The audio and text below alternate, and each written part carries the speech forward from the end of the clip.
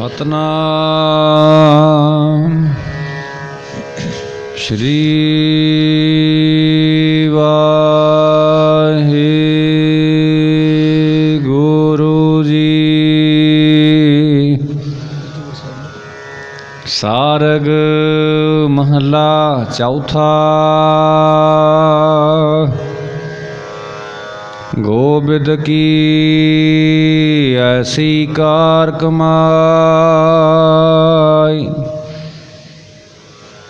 जो किछ करे सो सत कर माना हो। गुरमुख नाम रहो लिवलाय। गोबिंद की ऐसी कार कमाई। वाहिगुरु जी का खालसा, वाहिगुरु जी की फतेह। कोट ब्रह्मंडां दे मालक, जुगो जुगी अटल शब्दा अवतार, दसां पातशाहियां दी आत्मक जोत। धन धन सतगुरु श्री गुरु ग्रंथ साहिब सच्चे पातशाह जी महाराज जी दे पवित्र पावन हजूरी दे विच जुड़मन बैठी गुरु रूप गुरु खालसा साध संगत जीओ। आओ बड़े ही प्यार और सत्कार दे सहित अमृत बाणी हर हर तेरी सुन सुन होवे परम गत मेरी। जलन बुझी शीतल हुए मनुआ सतगुर का दर्शन पाई जियो। सतगुरां दी पवित्र अमृत बाणी की कथा विचार व्याख्या सो सरवण करके लाह प्राप्त करो जी। एक बार उच्चारण करो सतनाम श्री वाहिगुरु जी। सतनाम श्री वाहिगुरु जी। सारग महला चौथा। धन धन रामदास गुर, जिन सिरिया तिन सवारिया। पूरी होई करामात, आप सिरजनहार धारिया। सिखी अत संगति, पार ब्रह्म कर नमस्कारिया। अटल अथाह अतोल तू, तेरा अंत न पारा वारिया। धन सो तेरा थान है, सच तेरा पैस कारिया। नानक तू लहना तू है, गुर अमर तू विचारिया। गुर डिठा ता मन साधारिया। चौथे पातशाह दीन दयाल सतगुरु रामदास साहब जी महाराज सारंग राग दे विच बख्शिशां रहमतां वरता रहे हैं, जिन्हां दे दर ते आशा दी वार लाउण वाला, अखंड पाठ करन वाला, कोई भी सेवा निभाउण वाला वो खाली नहीं मुड़दा। डिठे सभे थाव नहीं तुर जिहिया, बद्धो पुरख बधाता तां तू सोहिया। वस दी सगन अपार अनूप रामदास सर, हर हाँ नानक कसम रजाए नहाया। रामदास सर ऐसे दीन दयाल पातशाह सारंग राग दे विच बख्शिशा रहमतां वरता रहे ने। गोबिंद की ऐसी कार कमाई। ये भाई जो गो इंद्रियां दा बिंद रक्षक है, गो बाणी करके बिंद जानने योग है। गो धरती के उपर रहने वाले जीवां की बिंद रक्षा करने वाला है। ऐसे परमेश्वर की जो अजिही भगती रूप कार कमाउणा कर या प्रतख ਕਾਰ ਸੇਵਾ ਕਮਾਉਣਾ ਕਰ। ਜੋ ਕਿਛ ਕਰੇ ਸੋ ਸਤ ਕਰ ਮਾਨਹੁ। ਜੋ ਕੁਝ ਪਰਮੇਸ਼ਰ ਕਰਦਾ ਹੈ ਉਸ ਨੂੰ ਆਪਣੇ ਮਨ ਦੀ ਮੱਤ ਛੱਡ ਕੇ ਸੱਚਾ ਕਰਕੇ ਮੰਨਣਾ ਕਰ। ਜੋ ਗੁਰ ਕਹੈ ਸੋਈ ਭਲ ਮੰਨਹੁ। ਹਰ ਹਰ ਕਥਾ ਨਿਰਾਲੀ ਅਤੇ ਗੁਰਮੁਖ ਨਾਮ ਰਹੋ ਲਿਵਲਾ। ਗੁਰਮੁਖ ਬਣ ਕੇ ਜਾਂ ਮੁਖੀ ਗੁਰਾਂ ਦੁਆਰਾ ਨਾਮ ਦੇ ਵਿੱਚ ਲਿਵ ਬਿਰਤੀ ਲਾ ਕੇ ਰਹਿਣਾ ਕਰ। ਰਹਾ ਵਿਸ਼ਰਾਮ ਦੀ ਕਰ ਫਰਮਾਨ ਕਰਦੇ ਨੇ। ਗੋਬਿੰਦ ਪ੍ਰੀਤ ਲਗੀ ਆਤ ਮੀਠੀ। ਜਿਸ ਗੁਰਮੁਖ ਦੇ ਅੰਦਰ ਗੋਬਿੰਦ ਪਰਮੇਸ਼ਰ ਦੀ ਪ੍ਰੀਤੀ ਅਤਿਅੰਤ ਮਿੱਠੀ ਪਿਆਰੀ ਲਗਾਈ ਹੈ। ਅਵਰ ਵਿਸਰ ਸਭ ਜਾ। ਉਸ ਦੀ ਹੋਰ ਦਵੈਤ ਵਾਲੀ ਪ੍ਰੀਤੀ ਸਾਰੀ ਭੁੱਲ ਜਾਂਦੀ ਹੈ। ਆਨ ਦਿਨ ਰਹਿਸ ਪਾਇਆ ਮਨ ਮਾਨਿਆ। ਜਦ ਉਸ ਦਾ ਮਨ ਉਸ ਦਾ ਚਿੱਤ ਗੁਰੂ ਉਪਦੇਸ਼ ਤੇ ਮੰਨ ਗਿਆ ਤਦੋਂ ਉਸ ਨੂੰ ਦਿਨ ਰਾਤ ਰਹਿਸ ਆਨੰਦ ਪ੍ਰਾਪਤ ਹੋਇਆ ਹੈ ਜਾਂ ਰਹਿਸ ਸਿਧਾਂਤ ਸਰੂਪ ਵਾਹਿਗੁਰੂ ਪ੍ਰਾਪਤ ਹੋਇਆ ਹੈ। ਜੋਤੀ ਜੋਤ ਮਿਲਾਇ।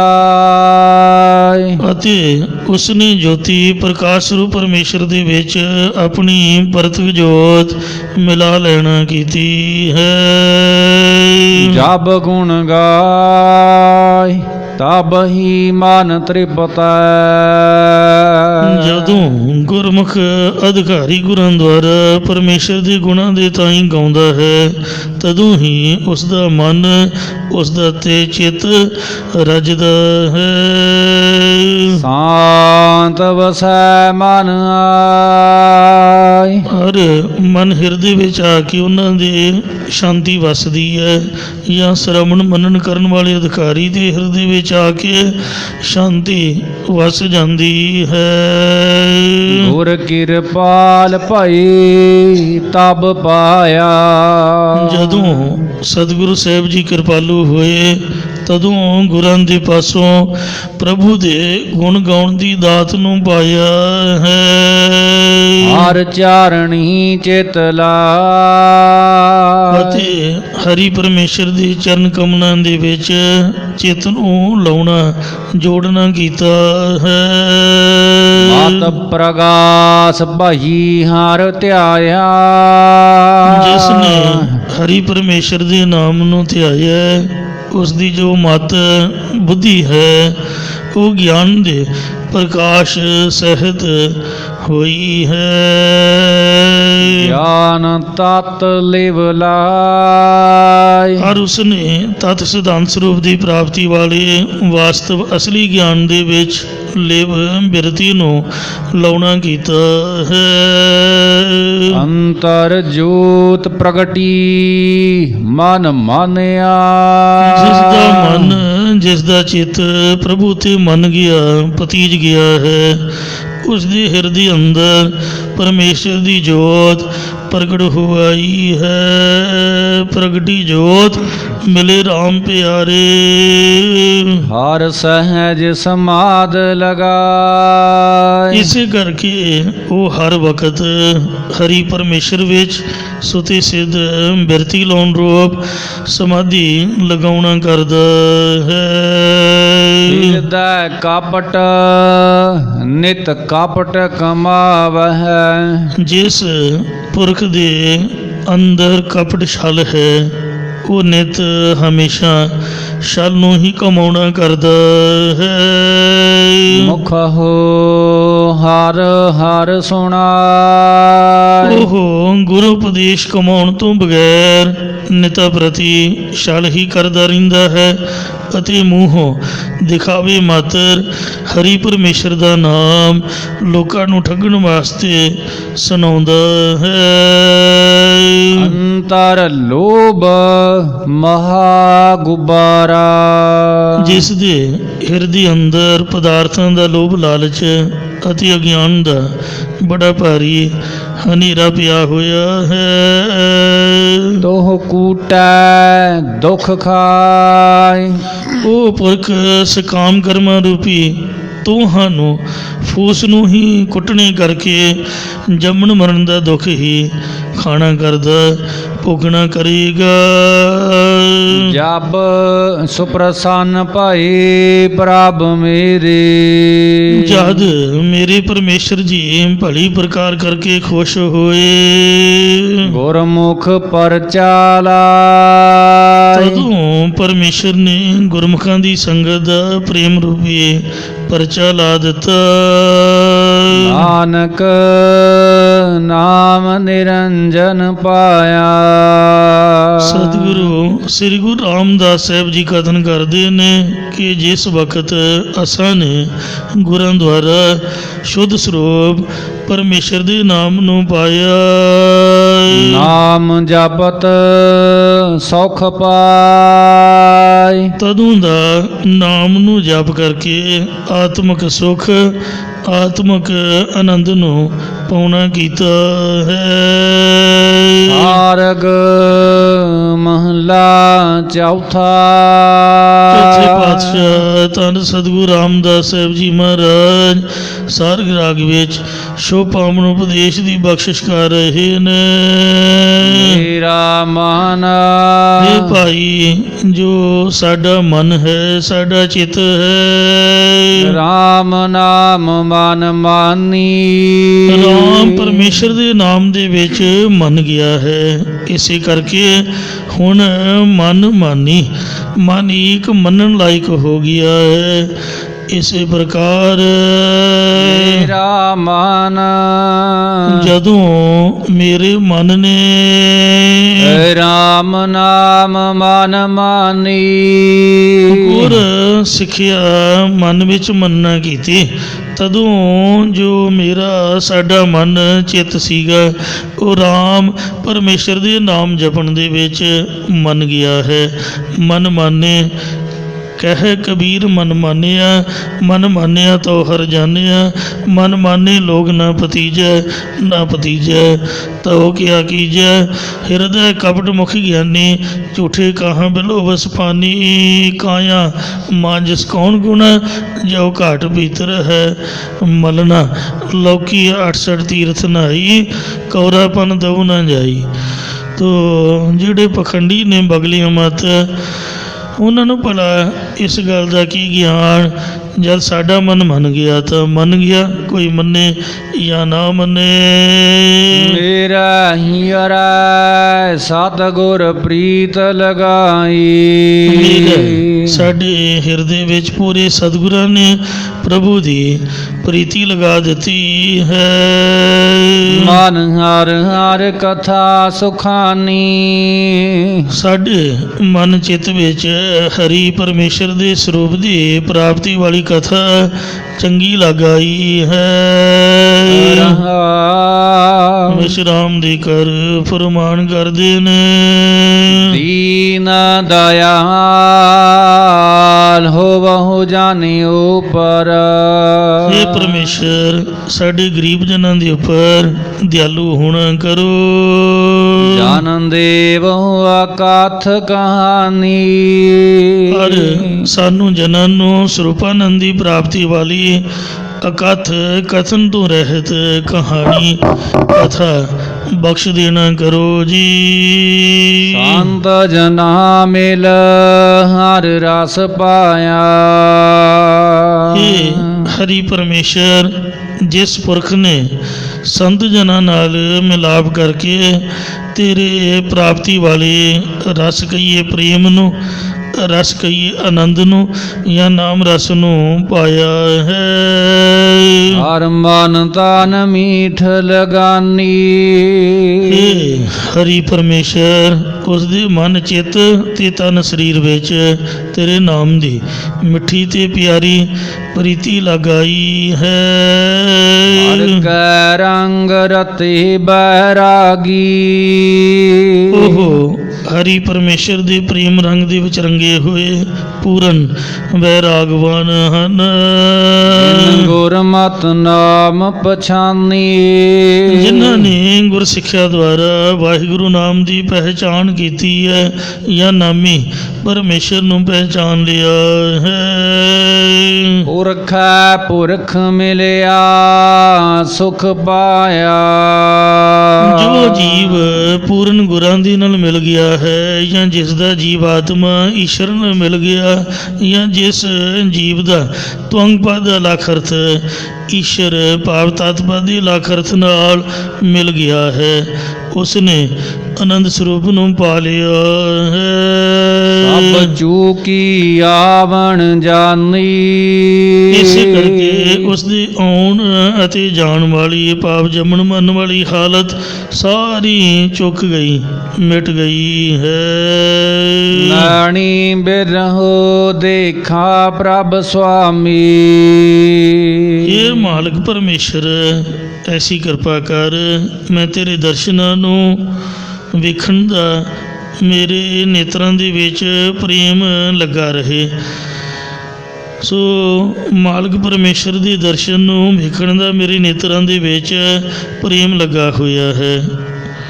ਮੈਂ ਬਿਨ ਗੁਰ ਦੇਖੇ ਨੀਂਦ ਨਾ ਆਵੇ ਮੇਰੇ ਅੰਤਰ ਬਿਰਹੋ ਤੇ ਗੁਰ ਪ੍ਰੇਮ ਲਗਾਵੇ। ਹੇ ਮਹਾਰਾਜ ਸੋ ਮੇਰਾ ਮਨ ਲੋਚੈ ਗੁਰ ਦਰਸ਼ਨ ਦਾਈ ਬਿਲਬ ਕਰੈ ਚਾਤਰ ਕੀ ਨਿਆਈ। ਤ੍ਰਿਖਾ ਨਾ ਉਤਰੈ ਸ਼ਾਂਤ ਨਾ ਆਵੇ ਬਿਰਨ ਦਰਸ਼ਨ ਸੰਤ ਪਿਆਰੇ ਜੀਓ। ਹਉ ਗੋਲੀ ਜੀਓ ਘੋਲ ਕਮਾਈ ਗੁਰ ਦਰਸ਼ਨ ਸੰਤ ਪਿਆਰੇ ਜੀਓ। ਜਾਂ ਮੇਰੇ ਨੇਤਰਾਂ ਵਿੱਚ ਪ੍ਰੇਮ ਹੈ ਕਿ ਮਾਲਕ ਪਰਮੇਸ਼ਰ ਦੇ ਦਰਸ਼ਨਾਂ ਨੂੰ ਮੈਂ ਵੀ ਦੇਖਣਾ ਕਰਾਂ। ਸੰਤਾਂ ਭਗਤਾਂ ਨੇ ਨਾਮਦੇਵ ਜੀ ਵਰਗੇ ਗੁਰਮੁਖਾਂ ਤਰਲੋਚਨ ਜੀ ਵਰਗੇ ਭਗਤਾਂ ਨੇ ਦੇਖਿਆ ਮੈਂ ਵੀ ਦੇਖਾਂ। ਇਹ ਬਿਦ ਸੁਣ ਕੇ ਜੱਟ ਰੋ ਜੱਟ ਜਾਤ ਦਾ ਭਗਤ ਧੰਨਾ। ਇਹ ਭਗਤਾਂ ਦੀ ਵਿਧੀ ਭਗਤੀ ਕਰਨ ਵਾਲੀ ਦੇਖ ਕੇ ਉੱਠ ਭਗਤੀ ਲੱਗਾ। ਉਹ ਵੀ ਮੋਹ ਮਾਇਆ ਤੋਂ ਉੱਠ ਕੇ ਭਗਤੀ ਕਰਨ ਵਿੱਚ ਲੱਗ ਗਿਆ। ਮਿਲੇ ਪ੍ਰਤੱਖ ਗੁਸਾਈਆਂ ਧੰਨਾ ਬੜਭਾਗਾ। ਗੁਸਾਈ ਮਾਲਕ ਪ੍ਰਤੱਖ ਉਹਨੂੰ ਮਿਲੇ ਜਿਸ ਤਰ੍ਹਾਂ ਬੰਦੇ ਨੂੰ ਬੰਦਾ ਮਿਲਦਾ ਇਉਂ ਧੰਨਾ ਵੱਡੇ ਭਾਗਾਂ ਵਾਲਾ ਹੋ ਗਿਆ। ਮਹਾਰਾਜ ਦੁਨੀਆ ਕਹਿੰਦੀ ਹੈ ਕਿ ਰੱਬ ਦਿਖਦਾ ਨਹੀਂ ਸਿਰਫ ਉਹਨੂੰ ਮਹਿਸੂਸ ਕੀਤਾ ਜਾ ਸਕਦਾ। ਉਹਦਾ ਨਾਮ ਜਪਣ ਤੋਂ ਆਨੰਦ ਆਉਂਦਾ ਹੈ ਪਰ ਜਿੰਨਾ ਚਿਰ ਤੈਨੂੰ ਦੇਖਿਆ ਹੀ ਨਹੀਂ ਅਸੀਂ ਤੇਰੀ ਉਸਤਤੀ ਕੀ ਕਰਾਂਗੇ। ਜਿਹਨੂੰ ਦੇਖਿਆ ਹੀ ਨਹੀਂ ਉਹਦੇ ਬਾਰੇ ਕੁਝ ਕਿਹਾ ਨਹੀਂ ਜਾ ਸਕਦਾ। ਕਿਸੇ ਬੰਦੇ ਨੂੰ ਆਪਾਂ ਦੇਖਦੇ ਹਾਂ 100 ਵਿੱਚੋਂ 80% ਦਾ ਦਰਸ਼ਨਾਂ ਤੋਂ ਹੀ ਪਤਾ ਲੱਗ ਜਾਂਦਾ ਕਿ ਕਿਸ ਤਰ੍ਹਾਂ ਦਾ ਹੋਏਗਾ। 20% ਉਹਦੇ ਨਾਲ ਗੱਲਬਾਤ ਕਰਕੇ ਪਤਾ ਲੱਗ ਜਾਂਦਾ ਕਿ ਇਹਦਾ ਸੁਭਾਅ ਕੈਸਾ ਹੈ। ਇਸ ਲਈ हे ਮਹਾਰਾਜ ਜਬ ਦੇਖਾਂ ਤਬ ਗਾਵਾਂ। ਹੁਣ ਸ਼ਬਦ ਦੀ ਬਰਕਤ ਦਾ ਸਦਕਾ ਜਿਉਂ-ਜਿਉਂ ਮੈਂ ਪਰਮਾਤਮਾ ਦਾ ਹਰ ਥਾਂ ਦੀਦਾਰ ਕਰਦਾ ਮੈਂ ਆਪ ਮਹਾਰਾਜ ਦੀ ਸਿਫਤ ਸਲਾਹ ਕਰਦਾ। ਜਦੋਂ ਮੈਂ ਸਵਾਮੀ ਨੂੰ ਵੇਖਦਾ ਤਦ ਹੀ ਮੈਂ ਉਹਦੀ ਮਹਿਮਾ ਗਾਇਨ ਕਰਦਾ। ਵੇਖਣ ਦੇ ਨਾਲ ਹੀ ਉਹਦੀ ਮਹਿਮਾ ਗਾਈ ਜਾ ਸਕਦੀ ਹੈ।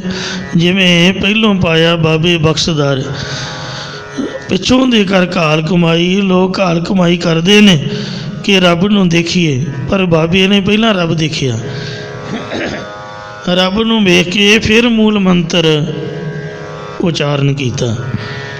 ਮਹਾ ਮੰਤਰ ਦਾ ਉਪਦੇਸ਼ ਰੱਬ ਜੀ ਦੇ ਪਾਸੋਂ ਲਿਆ ਗੁਰ ਪ੍ਰਸਾਦ ਤੱਕ। ਫਿਰ ਆਖਿਆ ਇਹ ਗੁਰੂ ਨਾਨਕ ਸਾਹਿਬ ਮੇਰੀ ਉਸਤਤੀ ਕਰੋ। ਤਾਂ ਬਾਬੇ ਨਾਨਕ ਨੇ ਜਪ ਉਚਾਰ ਕੇ ਪੂਰੇ ਦਾ ਪੂਰਾ ਜਪਜੀ ਸਾਹਿਬ ਵਾਹਿਗੁਰੂ ਦੀ ਉਸਤਤੀ 'ਚ ਉਚਾਰਿਆ। ਔਰ ਜਿੰਨੀ ਗੁਰਬਾਣੀ ਗੁਰੂ ਗ੍ਰੰਥ ਸਾਹਿਬ 'ਚ ਦਰਜ ਹੈ ਇਹ ਪਰਮਾਤਮਾ ਦੇ ਦਰਸ਼ਨ ਕਰਕੇ ਜਦ ਵੀ ਵਾਹਿਗੁਰੂ ਜੀ ਦੇ ਦਰਸ਼ਨ ਹੁੰਦੇ ਤਾਂ ਹੀ ਮਹਾਰਾਜ ਉਹਦੀ ਸਿਫਤ ਗਾਉਂਦੇ ਸਨ। ਇੰਜ ਕਿਵੇਂ ਕਿਸੇ ਬਾਰੇ ਕੁਝ ਕਿਹਾ ਜਾ ਸਕਦਾ ਹੈ? ਸ੍ਰੀ ਗੁਰੂ ਗੋਬਿੰਦ ਸਿੰਘ ਸਾਹਿਬ ਜੀ ਜਿਨ੍ਹਾਂ ਦਾ ਅਵਤਾਰ ਪੁਰਬ ਆ ਰਿਹਾ ਹੈ, ਸਾਧ ਸੰਗਤ ਜੀਓ, ਉਹਨਾਂ ਨੇ ਵੀ ਪਹਿਲਾਂ ਵਾਹਿਗੁਰੂ ਜੀ ਦੇ ਦਰਸ਼ਨ ਕੀਤੇ। ਕਹਿੰਦੇ ਸੱਚਖੰਡ ਦੇ ਵਿੱਚ ਜਾਪ ਸਾਹਿਬ ਪਹਿਲੀ ਵਾਰ ਵਿਚਾਰਿਆ। ਵਾਹਿਗੁਰੂ ਜੀ ਨੂੰ ਦੇਖਦਿਆਂ ਹੋਇਆਂ, ਦਰਸ਼ਨ ਕਰਦਿਆਂ, ਨਮਸਤਮੰ ਅਕਾਲੇ ਨਮਸਤਮੰ ਕਿਰਪਾਲੇ। ਜਦ ਕੋਈ ਮਿਲਦਾ ਤਾਂ ਹੀ ਆਪਾਂ ਉਹਨੂੰ ਨਮਸਤੇ ਕਹਿੰਦੇ ਆ, ਸਤਿ ਸ੍ਰੀ ਅਕਾਲ ਬੁਲਾਉਂਦੇ ਆ ਜਾਂ ਫਤਿਹ ਬੁਲਾਉਂਦੇ ਆ। ਜਦ ਬੰਦਾ ਹੀ ਨਹੀਂ ਸਾਹਮਣੇ ਤੇ ਨਮਸਤੇ ਕਿਹਨੂੰ ਕਹੋਗੇ ਦੱਸੋ? ਮਤਲਬ ਕਿ ਗੁਰੂ ਗੋਬਿੰਦ ਸਿੰਘ ਜੀ ਦੇ ਸਾਹਮਣੇ ਅਕਾਲ ਪੁਰਖ ਮੌਜੂਦ ਨੇ ਤਾਂ ਉਹ ਇੰਨੀ ਉਸਤਤੀ ਕਰ ਰਹੇ ਨੇ। ਅਕਾਲ ਉਸਤਤੀ ਇੰਨੀ ਵੱਡੀ ਬਾਣੀ ਐਵੇਂ ਥੋੜ੍ਹੀ ਲਿਖੀ ਜਾਂਦੀ ਹੈ, ਜਿਹਦੇ ਵਿੱਚ ਇੰਨੀ ਸਮਾਧੀ ਜੁੜੀ ਗੁਰੂ ਸਾਹਿਬ ਦੀ। ਪੌਂਡਾ ਸਾਹਿਬ ਜਮਨਾ ਦੇ ਕਿਨਾਰੇ 'ਤੇ ਅਕਾਲ ਉਸਤਤ ਉਚਾਰੀ ਹੈ। ਤੂੰ ਹੀ ਤੂੰ ਹੀ ਤੂੰ ਹੀ ਤੂੰ ਹੀ ਤੂੰ ਹੀ ਤੂੰ ਹੀ ਤੂੰ ਹੀ ਤੂੰ ਹੀ 16,000 ਵਾਰ ਲਿਖ ਦਿੱਤਾ। ਸੋਚਿਆ ਮਨਾ ਗ੍ਰੰਥ ਦਾ ਇਹਦੇ ਨਾਲ ਹੀ ਭਰ ਜਾਵੇਗਾ। 16,000 ਦੀ ਬਜਾਏ ਫਿਰ 16 ਵਾਰ ਰੱਖਿਆ। ਇੰਨੀ ਬਿਰਤੀ ਸਾਹਿਬਾਂ ਦੀ ਕਮਾਲ ਦੀ ਸੀ। ਜਬ ਦੇਖਾਂ ਦਬ ਗਾਵਾਂ ਤਉ ਜਨ ਧੀਰਜ ਪਾਵਾਂ, ਨਾਦ ਸਮਾਏ ਲੋਰੇ ਸਤਿਗੁਰ ਭੇਟ ਲੈ ਦੇਵਾ ਰਹਾਉ। ਜਹ ਝਿਲਮਿਲ ਕਾਰਦ ਸੰਤਾ ਤਹ ਅਨਹਦ ਸ਼ਬਦ ਬਜੰਤਾ, ਜੋਤੀ ਜੋਤ ਸਮਾਨੀ ਮੈਂ ਗੁਰ ਪ੍ਰਸਾਦੀ ਜਾਨੀ। ਰਤਨ ਕਮਲ ਕੋਠਰੀ ਚਮਕਾਰ ਵੀ ਜੁਲਤਹੀ। ਇੱਥੇ ਤੇ ਲਾਈਟਾਂ ਜਗਾਈ ਦੀਆਂ ਤੇ ਬੁਝਾਈ ਦੀਆਂ ਨੇ, ਉੱਥੇ ਆਪਣੇ ਆਪ ਹੀ ਲਾਈਟ ਦੀ ਲੋੜ ਹੀ ਨਹੀਂ। ਐ ਬਿਜਲੀ ਦਾ ਚਮਕਾਰਾ ਜਿਸ ਤਰ੍ਹਾਂ ਆਕਾਸ਼ੀ ਬਿਜਲੀ ਚਮਕਦੀ ਹੈ। ਇੱਕ ਰਸ ਕੋਟ ਸੂਰ ਨਾਨਕ ਪ੍ਰਕਾਸ਼ ਚਾਨਣੀ ਚਾਨਣ, ਜਿਹਦੇ 'ਚੋਂ ਮਹਾਰਾਜ ਦਾ ਪ੍ਰਕਾਸ਼ ਉਹਦੀ ਅਨੁਭਵਤਾ ਹੁੰਦੀ ਹੈ। ਨੇਰਾ ਨਾਹੀ ਦੂਰ ਉਹ ਨੇੜੇ ਹੈ, ਦੂਰ ਨਹੀਂ ਹੈ। ਦੂਰ ਨਾਹੀ ਮੇਰੂ ਪ੍ਰਭ ਪਿਆਰਾ, ਨੇ ਜਾਤ ਮੈਂ ਰਹਿਆ ਭਰਪੂਰ, ਅਨੰਤ ਸੂਰ ਉਜਿਆਰਾ।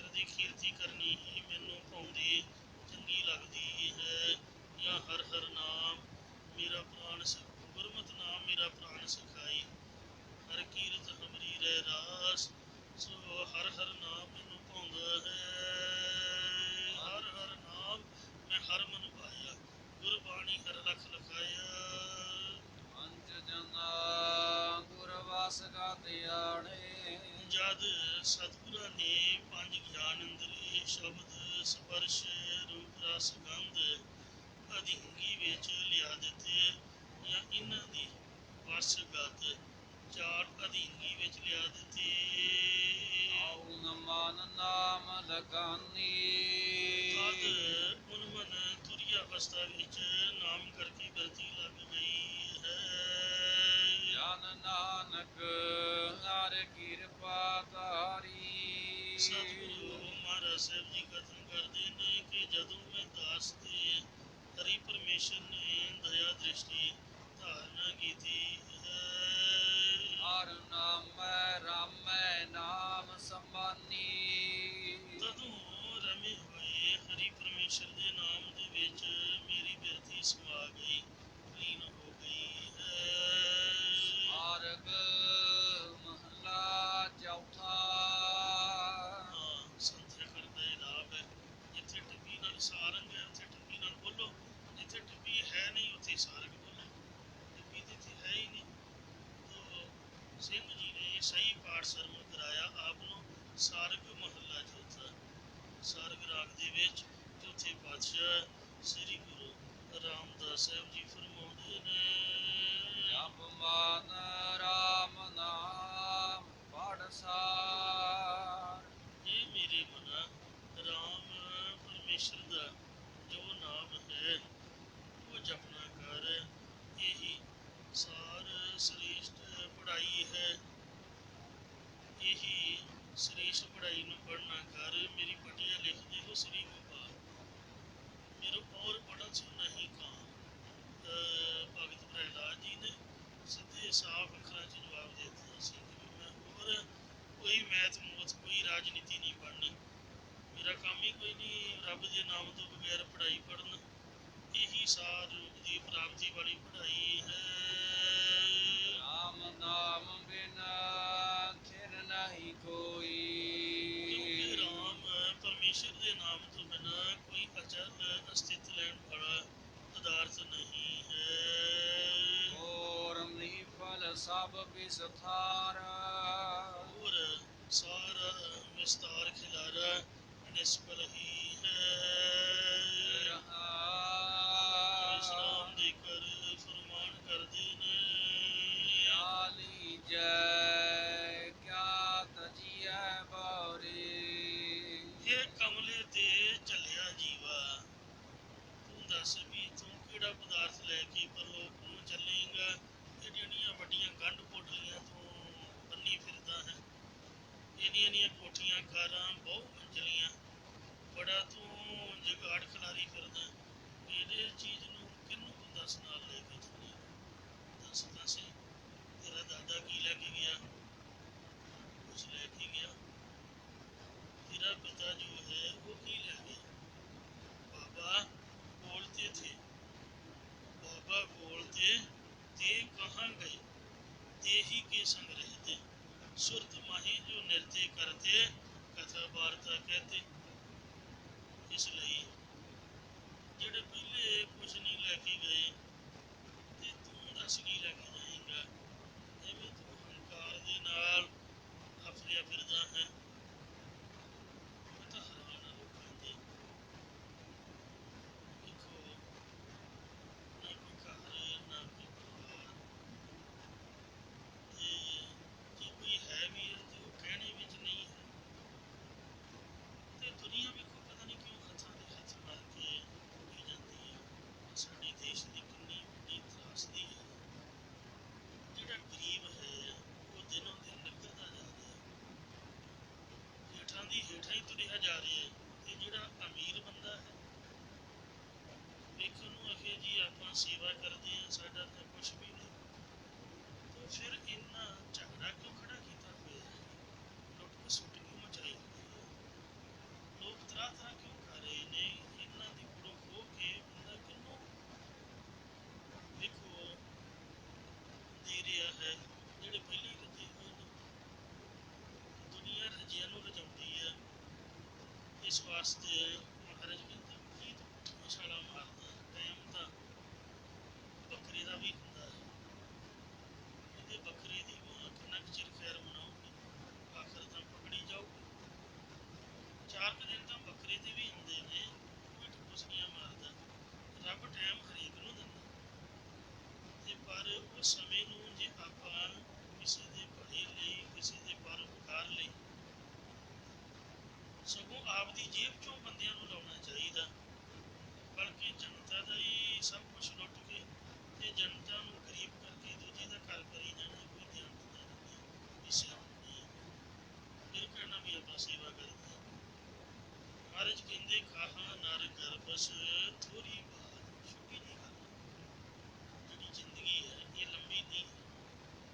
ਕੁ ਸਾਲ ਤੱਕ ਪੁੱਠੀਆਂ ਛਾਲਾਂ ਵੱਜਦੀਆਂ ਨੇ ਕਿ ਥੋੜੀ ਜਿਹੀ ਚਾਲ ਨਵੀਂ ਪੈ ਜਾਂਦੀ ਹੈ, ਬੰਦਾ ਮਿਸ ਮਾਰਨ ਲੱਗ ਪੈਂਦਾ ਚੰਗਾ ਭਲਾ। 60 ਸਾਲ ਤੱਕ ਤਾਂ ਬਿਲਕੁਲ ਗਿਆਨ ਹੋ ਜਾਂਦਾ, ਤੇ ਜੇ ਫਿਰ ਵੀ ਅਕਲ ਨਹੀਂ ਆਈ 60 ਸਾਲਾਂ ਤੋਂ ਬਾਅਦ ਵੀ, ਤਾਂ ਫਿਰ ਰੱਬ ਹੀ ਰੱਖਦਾ। ਉਹ ਤਾਂ ਧਰਮ ਰਾਜੇ ਪੁੱਛੂਗਾ, ਕੰਨ ਮਰੋੜ ਕੇ ਜਿਸ ਤਰ੍ਹਾਂ ਡੰਗਰ ਦੇ ਗਲ 'ਚ ਰੱਸਾ ਪਾਈਦਾ, ਇਸ ਤਰ੍ਹਾਂ ਡੰਡੇ ਦੇ ਨਾਲ ਹੀ ਬਦਲ। ਮਹਾਰਾਜ ਕਹਿੰਦੇ ਵੀ ਤੂੰ ਕਿਉਂ ਐਵੇਂ ਹੰਕਾਰ ਪਿਆ ਕਰਦਾ, ਕੀ ਆ ਤੇਰਾ ਦੱਸ।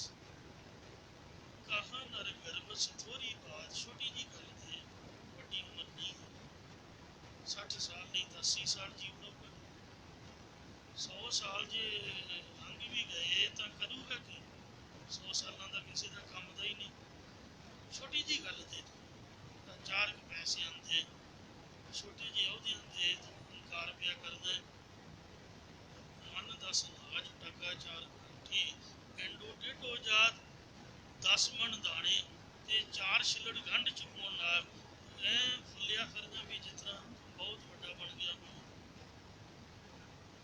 ਬਹੁਤ ਪ੍ਰਤਾਪ ਗਾਉਂ ਸੋ ਪਾਏ, 2 ਲੱਖ ਟਕਾ ਬਰਾਤ, ਵਧੇਰੇ ਤਪ ਤੇਜ ਦੀ ਹਾਲਤ, ਤੇਰੇ ਕੋਲ 100 ਪਿੰਡ ਆ ਗਏ ਤੇ 2 ਲੱਖ ਰੁਪਏ ਦੀ ਆਮਦਨ ਆ ਗਈ। ਉਹਨਾਂ ਟਾਈਮਾਂ 'ਚ 2 ਲੱਖ ਹੀ ਬਹੁਤ ਸਨ। ਅੱਜ ਕੱਲ੍ਹ ਤਾਂ ਕਰੋੜਾਂ ਅਰਬਾਂ ਪਾ ਕੇ ਵੀ ਢਿੱਡ ਨਹੀਂ ਭਰਿਆ। ਕਿੱਡੀ ਕੁ ਵੱਡੀ ਗੱਲ ਹੋ ਗਈ, ਇੰਨੇ ਪੈਸੇ ਤੇਰੇ ਕੋਲ ਆ ਗਏ। ਦਿਵਸ 4 ਕੀ ਕਰੋ ਹੋ ਸਾਹਿਬੀ, ਜੈਸੇ ਬਨ ਹਰਬਾਦ। ਜੰਗਲ ਦੇ ਸਬਜ਼ ਪੱਤਿਆਂ ਦੀ ਤਰ੍ਹਾਂ ਆਪਣੀ ਸਰਦਾਰੀ ਦਾ 4 ਕੁ ਦਿਨ ਆਨੰਦ ਪਾਈਏ। ਪੱਤੇ ਹਮੇਸ਼ਾ ਹਰੇ ਨਹੀਂ ਰਹਿੰਦੇ, ਦਰਖਤ ਸੁੱਕ ਜਾਂਦਾ ਹੈ, ਰੁੱਤ ਦਾ ਸਾਲ ਹੁੰਦਾ ਹੈ। ਬਸੰਤ ਰੁੱਤ ਦੇ ਵਿੱਚ ਤਾਂ ਸਭ ਕੁਝ ਮੋਲੀ ਧਰਤੀ ਮੋਲੀ ਆਕਾਸ਼, ਜਦ ਪਤਝੜ ਰੁੱਤ ਆਉਂਦੀ ਹੈ ਹੁਣ ਇਹ ਸਭ ਪੱਤੇ ਪੁੱਤੇ ਜੁੜ ਜਾਂਦੇ ਨੇ। ਇਹ ਹਮੇਸ਼ਾ ਨਹੀਂ, ਨਾ ਧੁੱਪ ਤੇ ਨਾ ਛਾਂ, ਨਾ ਹਰੇ ਪੱਤੇ ਤੇ ਨਾ ਹੀ ਇਹ ਜਵਾਨੀ। ਨਾ ਕੋ ਲੈ ਆਏ ਇਹੋ ਧਨ, ਨਾ ਕੋ ਲੈ ਜਾਤ, ਨਾ ਤਾਂ ਇਹ ਧਨ ਕੋਈ ਨਾਲ ਲੈ ਕੇ ਆਇਆ। ਨਾਂਗੀ ਆਵਣ ਨਾਂਗੀ ਜਾਣਾ, ਕੋਈ ਨਾ ਰਹਿ ਹੈ ਰਾਜਾ ਰਾਣਾ। ਸੰਪੈ ਹੇਤ ਗਲਤ ਧਨ ਧੀਰੈ, ਸੋ ਜੋ ਵੀ ਕੁਛ ਹੈ ਇਹ ਤੇਰਾ ਆਪਦਾ ਨਹੀਂ ਹੈ, ਪਰਮਾਤਮਾ ਨੇ ਕਰਮਾਂ ਦੇ ਅਨੁਸਾਰ ਤੇਰੇ ਨਾਲ ਬਿੱਦ ਬਣਾਈ ਹੈ, ਮਿਲਤ ਮਿਲਦੀ ਹੈ। ਤੇ ਨਾ ਕੋਈ ਲੈ ਆਇਆ, ਨਾ ਕੋਈ ਲੈ ਕੇ ਜਾ ਸਕਦਾ ਹੈ। ਰਾਵਣ ਨੂੰ ਤੇ ਅਧਿਕ ਛਤਰਪਤ, ਰਾਵਣ ਤੋਂ ਵੱਡਾ ਛਤਰਪਤੀ ਹੈ। ਜਿਹਦੀ ਪੂਰੀ ਦੀ ਪੂਰੀ ਲੰਕਾ ਹੀ ਸੋਨੇ ਦੀ ਸੀ। ਲੰਕਾ ਗੜ ਸੋਨੇ ਕਾ ਢਿਆ, ਮੂਰਖ ਰਾਵਣ ਕਿਆ ਲੈ ਗਿਆ। ਦੱਸ ਉਹ ਮੂਰਖ ਕੀ ਲੈ ਗਿਆ? ਕੁਛ ਵੀ ਨਹੀਂ, ਸਗੋਂ ਬਦਨਾਮੀ ਮੱਥੇ ਤੇ ਕਲੰਕ ਲੈ ਕੇ ਗਿਆ। ਜੇ ਹੱਸ ਕੇ ਰਾਮ ਦੀ ਗੱਲ ਮੰਨ ਲੈਂਦਾ ਫਿਰ ਉਹਦਾ ਭਲਾ ਹੋ ਜਾਂਦਾ। ਜਿਹੜਾ ਦੁਰਯੋਧਨ ਸੀਗਾ 12 ਯੋਜਨ ਛਤਰ ਚਲੇ ਤਾਂ ਦੇਹ ਹੀ ਗਿਰਜ ਨਾ ਖਾਏ। ਜਿਸ ਤਰ੍ਹਾਂ 26 ਜਨਵਰੀ ਨੂੰ ਪਰੇਡ ਹੁੰਦੀ, ਫੌਜੀ ਪਰੇਡ, ਸ਼ੋਅ ਮੇਲਾ ਹੁੰਦਾ, ਸਲਾਮੀ ਲੈਂਦੇ ਨੇ ਬੜੇ ਬੜੇ ਰਾਜੇ, ਬੜੇ ਖੁਸ਼ ਹੁੰਦੇ ਨੇ। ਦੁਰਯੋਧਨ ਨੇ ਮਹਾਭਾਰਤ ਦੇ ਯੁੱਧ ਤੋਂ ਪਹਿਲਾਂ ਸਲਾਮੀ ਲਈ।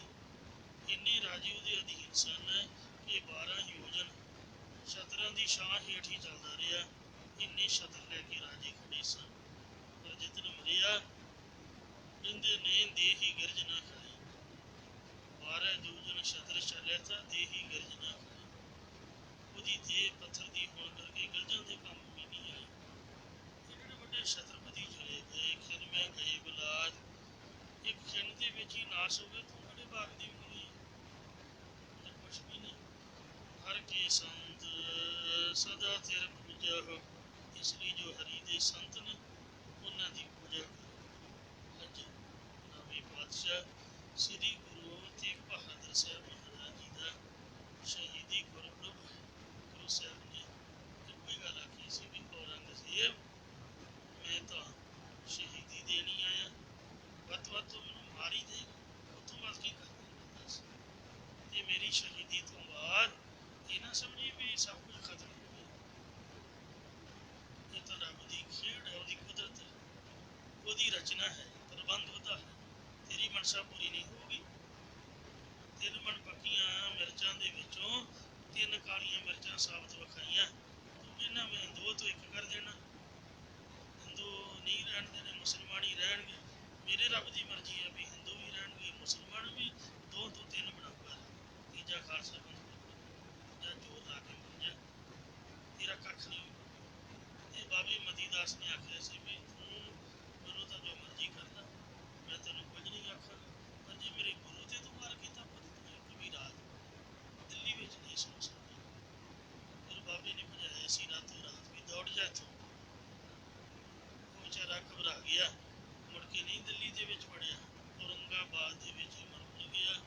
ਤੇ ਉਹ ਆਪਦੇ ਰਾਜ ਦੇ ਨਸ਼ੇ ਵਿੱਚ ਕਿਸੇ ਸਾਧੂ ਸੰਤ ਦੀ ਬੇਦਬੀ ਨਹੀਂ ਕਰਨੀ ਚਾਹੀਦੀ। ਦੇਖੋ ਹਿਮਾਯੂ ਨੇ ਗੁਰੂ ਅੰਗਦ ਦੇਵ ਜੀ ਕੋਲ ਤਲਵਾਰ ਸੋਤੀ ਸੀ। ਮਾਰੇ ਕਹਿੰਦੇ ਉਹ ਭਲਿਆ ਮਾਨਸਾ, ਜਿੱਥੇ ਤਲਵਾਰ ਕੱਢਣੀ ਸੀ ਉੱਥੇ ਤਾਂ ਤੂੰ ਗਿੱਦੜ ਬਣ ਕੇ ਕੁਛ ਲਗਾ ਕੇ ਭੱਜ ਆਇਆ, ਤੇ ਜਿਹੜੇ ਸਾਧੂ ਸੰਤਾਂ ਦੀ ਗੱਦੀ ਹੈ ਉਹਦੇ ਤੇ ਤਲਵਾਰ ਚੁੱਕ ਰਿਹਾ। ਅਜੇ ਮੁੱਠੇ ਨੂੰ ਹਾਥੀ ਪਾਇਆ ਸੀ, ਤਲਵਾਰ ਕੱਢੀ ਨਹੀਂ ਸੀ। ਮਹਾਰਾਜ ਕਹਿੰਦੇ ਵੀ ਮੈਂ ਬੱਚੇ ਪੜ੍ਹਾ ਰਿਹਾ ਸੀਗਾ ਤੇ 2 ਮਿੰਟ ਖੜ ਜਾਂਦਾ, ਕਿੰਨੀ ਕੱਗ ਲੱਗੀ ਤੈਨੂੰ? ਇੰਨੀ ਕਾਹਲੀ ਸੀ ਵੀ ਉੱਥੇ ਬੰਦੇ ਮਾਰ ਕੇ ਰਾਜ ਲੈ ਲੈਂਦਾ, ਧੱਕੇ ਨਾਲ ਇੱਥੋਂ ਅਰਦਾਸ ਕਰਾਉਂਦਾ ਹੋਵੇ।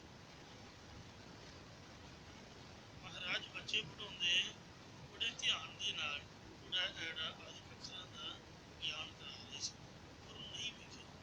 ਮਹਾਰਾਜ ਕਹਿੰਦੇ 2 ਮਿੰਟ ਖੜ ਜਾ, ਇੰਨੀ ਕਾਹਦੀ ਕਾਹਲੀ ਪਈ ਹੋਈ ਹੈ? ਤੂੰ ਮਾਰਨ ਤੇ ਤੁਲ ਗਿਆ। ਜੇ ਤਾਂ ਤੂੰ ਨਿਮਰਤਾ ਦੇ ਵਿੱਚ ਇੱਥੇ ਖੜਾ ਰਹਿੰਦਾ ਤਾਂ ਤੈਨੂੰ ਹੁਣੇ ਰਾਜ ਦੇ ਕੇ ਤੋਰਨਾ ਸੀਗਾ, ਪਰ ਤੂੰ ਗਲਤੀ ਕੀਤੀ।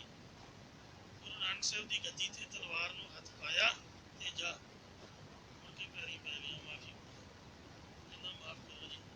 ਮਾਰੇ ਕਹਿੰਦੇ ਹੁਣ ਟਾਈਮ ਲੱਗੂਗਾ, ਥੋੜਾ ਤੈਨੂੰ ਹੱਡ ਭੰਨਣਾ ਪਊਗਾ, ਪਹਿਲਾਂ ਦੌੜ ਦੌੜ ਚੰਗੀ ਉਹਦੀ ਦੌੜ ਦਵਾਈ। ਕਹਿੰਦੇ ਚੱਲ ਜਾ ਅਫਗਾਨਿਸਤਾਨ, ਉੱਥੋਂ ਆਪਦੇ ਬੰਦੇ ਸਹਿਮਤੀ ਵਾਲੇ ਇਕੱਠੇ ਕਰ, ਫੌਜ ਬਣਾ, ਤੈਨੂੰ ਜੰਗ ਕਰਨਾ ਪਊਗਾ।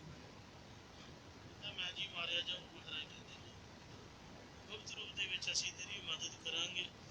ਕਿਉਂ ਸਾਧ ਸੰਗਤ ਜੀਓ, ਸਤਿਗੁਰੂ ਮਹਾਰਾਜ ਨੇ ਉਹਨੂੰ ਵੀ ਸਮਝਾਇਆ ਸੀ ਕਿ ਹੰਕਾਰ ਨਹੀਂ ਕਰਨਾ ਚਾਹੀਦਾ। ਕਬੀਰ ਗਰਬ ਨਾ ਕੀਜੀਏ, ਉੱਚਾ ਦੇਖ ਆਵਾਸ, आज काल कोई लेटना ऊपर जामे घास। कबीर गर्भ न कीजिए, रंग न हंसिए कोई, अजो सुनाओ समुद्र में क्या जाओगे। कबीर गर्भ न कीजिए, दे ही देख सो रंग, आज काल ता जाओगे ज्यों कंजरी। कबीर लूटना है तो लूट ले, राम नाम है लूट, फिर पाछे पछताओगे, प्राण जाएंगे छूट। हर के संत सदा थे पूजो, हरि ਦੇ ਸੰਤਾਂ ਦੀ ਸਥਿਤੀ ਟਿਕਾਓ ਦੇ ਨਾਲ ਪੂਜਾ ਕਰੋ। ਜੋ ਹਰ ਨਾਮ ਜਪਾਤ, ਜਿਨੇ ਹਰੀ ਦਾ ਨਾਮ ਜਪਾਉਂਦੇ ਨੇ, ਜਿਨ ਕੋ ਕਿਰਪਾ ਕਰਤ ਹੈ ਹੋਵੇ ਤੇ ਸਤਸੰਗ ਮਿਲਾਤ। ਮਾਤ ਪਿਤਾ ਬਣਦਾ ਸਤਸੰਗ ਅੰਤ ਨ ਚਲਤ ਸੰਗਾਤ। ਕਹਿਤ ਕਬੀਰ ਰਾਮ ਭਜ ਬੋਰੇ, ਜਨਮ ਅਕਾਰਤ। ਇਸ ਲਈ ਕਿਆ ਲੀਜੈ ਕਿਆ ਤਜੀਐ ਬੋਰੇ, ਇਹ ਕਮਲਿਆ ਜੀਵਾ। ਇੱਥੋਂ ਕਿਹੜਾ ਪਦਾਰਥ ਲੈ ਕੇ ਤੂੰ ਲੋਕ ਵੱਲ ਨੂੰ ਚੱਲੇਗਾ ਤੇ ਕਿਹੜੇ ਪਦਾਰਥ ਤੇ ਤਿਆਗ ਦਾ ਹੰਕਾਰ ਕਰੇਗਾ। ਇਸੇ ਪ੍ਰਕਾਰ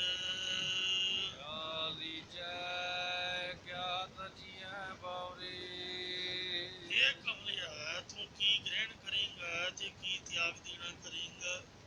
ਇਸੇ ਪ੍ਰਕਾਰ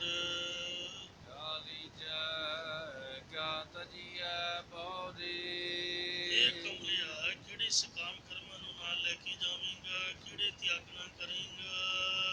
ਜੋ ਕੁਝ ਪ੍ਰਪੰਚ ਦਾ ਪਸਾਰਾ ਦਿਸਣ ਵਿੱਚ ਆਉਂਦਾ ਹੈ ਉਹ ਸਭ ਕਾਲ ਰੂਪ ਅਗਨੀ ਦੇ ਨਾਲ ਸਵਾ ਨਾਸ਼ ਹੋ ਜਾਣ ਵਾਲਾ ਹੈ।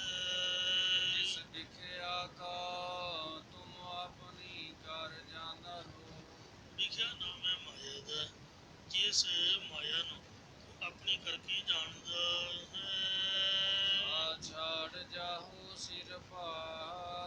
ਉਹ ਇੱਥੇ ਹੀ ਛੱਡ ਕੇ ਤੂੰ ਚਲਿਆ ਜਾਵੇਂਗਾ ਤੇ ਮੁੜ ਕੇ ਸਿਰ ਭਾਰ ਮਾਤਾ ਦੇ ਗਰਭ ਦੇ ਵਿੱਚ, ਸਿਰ ਠਾਂ ਤੇ ਲੱਤਾਂ ਦਾ, ਜਾਂ ਨਰਕ ਦੇ ਵਿੱਚ ਜਿਸ ਤਰ੍ਹਾਂ ਪੁਲਿਸ ਵਾਲੇ ਪਹਿਲਾਂ ਪੁੱਠਾ ਹੀ ਟੰਗਦੇ ਨੇ, ਕਿ ਉਹ ਜਮਦੂਤ ਉਲਟਾ ਹੀ ਲਮਕਾਉਣਾ ਕਰੇਗਾ, ਜਾਂ ਸਿਰ ਤੇ ਤੇਰੇ ਪਾਪਾਂ ਦਾ ਭਾਰ ਉਠਾਉਣਾ ਕਰੇਗਾ। ਤੇਰੇ ਪਾਪਾਂ ਦਾ ਭਾਰ ਲੈ ਕੇ ਤੂੰ ਪਰਲੋਕ ਵੱਲ ਨੂੰ ਚਲਿਆ ਜਾਵੇਂਗਾ। ਦਿਲ ਦਿਲ ਪਲ ਪਲ ਆਉਦ ਫੁਨ ਘਟ ਦਿਨ ਤੇ ਪਹਿਰ ਪਹਿਰ ਤੇ ਕਹੀਆਂ ਆਪ ਘਟੈ ਤਨ ਸੀਜੈ ਕਾਲ ਇਹਰੀ ਫਿਰੈ ਬਦਕ ਜਿਉ ਕਹੋ ਕਮਨ ਬਿਦ ਕੀਜੈ ਸੋ ਦਿਨ ਆਵਨ ਲਾਗੈ ਮਾਤ ਪਿਤਾ ਭਾਈ ਸੁਤ ਬਨਦ ਕਹੋ ਕੋ ਹੈ ਕਾ ਰਤ ਰਤ ਪਰਸਮ ਕਰਕੇ ਉਹਨਾਂ ਪਲ ਪਲ ਕਰਕੇ ਜਾਂ ਪਲ ਪਲ ਸਮੇਂ ਵਿੱਚੋਂ ਰਤਾ ਰਤਾ ਜਿੰਨਾ ਸਮਾਂ ਗੁਜ਼ਰਦੀਆਂ ਫਿਰ ਉਮਰ ਤੇਰੀ ਘਟਦੀ ਜਾ ਰਹੀ ਹੈ। ਜਨਾ ਸਕੈ ਗਵਾਰ ਪਰ ਹੀ ਮੂਰਖ ਜੀਵ ਤੂੰ ਸਮਝ ਨਹੀਂ ਸਕਦਾ। ਜੋ ਸੋ ਕਿਛ ਕਰੈ ਕਿ ਸਾਥ ਨ ਚਾਲੈ ਇਹ ਜੀਵ ਉਹ ਕੁਝ ਕਰਦਾ ਰਹਿੰਦਾ ਹੈ ਜਿਹੜਾ ਪਰਲੋਕ ਨੂੰ ਨਾਲ ਨਹੀਂ ਚੱਲਦਾ। ਪੈਸਾ ਇਕੱਠੀ ਕਰੀ ਜਾਂਦਾ, ਪੈਸਾ ਹੀ ਖੜਾ ਪੈਲੀਆਂ ਬੰਨੇ ਬਣਾਈ ਜਾਂਦਾ, ਘਰ ਬਾਰ ਉਸਾਰੀ ਜਾਂਦਾ, ਗਰੀਬਾਂ ਨੂੰ ਲੁੱਟ ਕੇ ਆਪ ਦਾ ਢੱਡੀ ਭਰੀ ਜਾਂਦਾ। ਇਸ ਲਈ ਪਤਾ ਨਹੀਂ ਵਰਤਣਾ ਕਿਹੜੀ ਉਮਰ ਦੇ ਵਿੱਚ। ਇਸ ਲਈ ਮਹਾਰਾਜ ਕਹਿੰਦੇ ਨੇ ਕਿ ਤੂੰ ਉਹ ਕੁਝ ਕਰਦਾ ਹੈ ਜੋ ਕੁਝ ਤੇਰੇ ਨਾਲ ਨਹੀਂ ਜਾਣਾ। ਸਾਖਤ ਕਾ ਆਚਾਰ ਇਹੀ ਕਠੋਰ ਚਿੱਤ ਵਾਲੇ ਜੀਵ ਦਾ ਆਚਾਰ ਕਰਤੱਵ ਹੈ।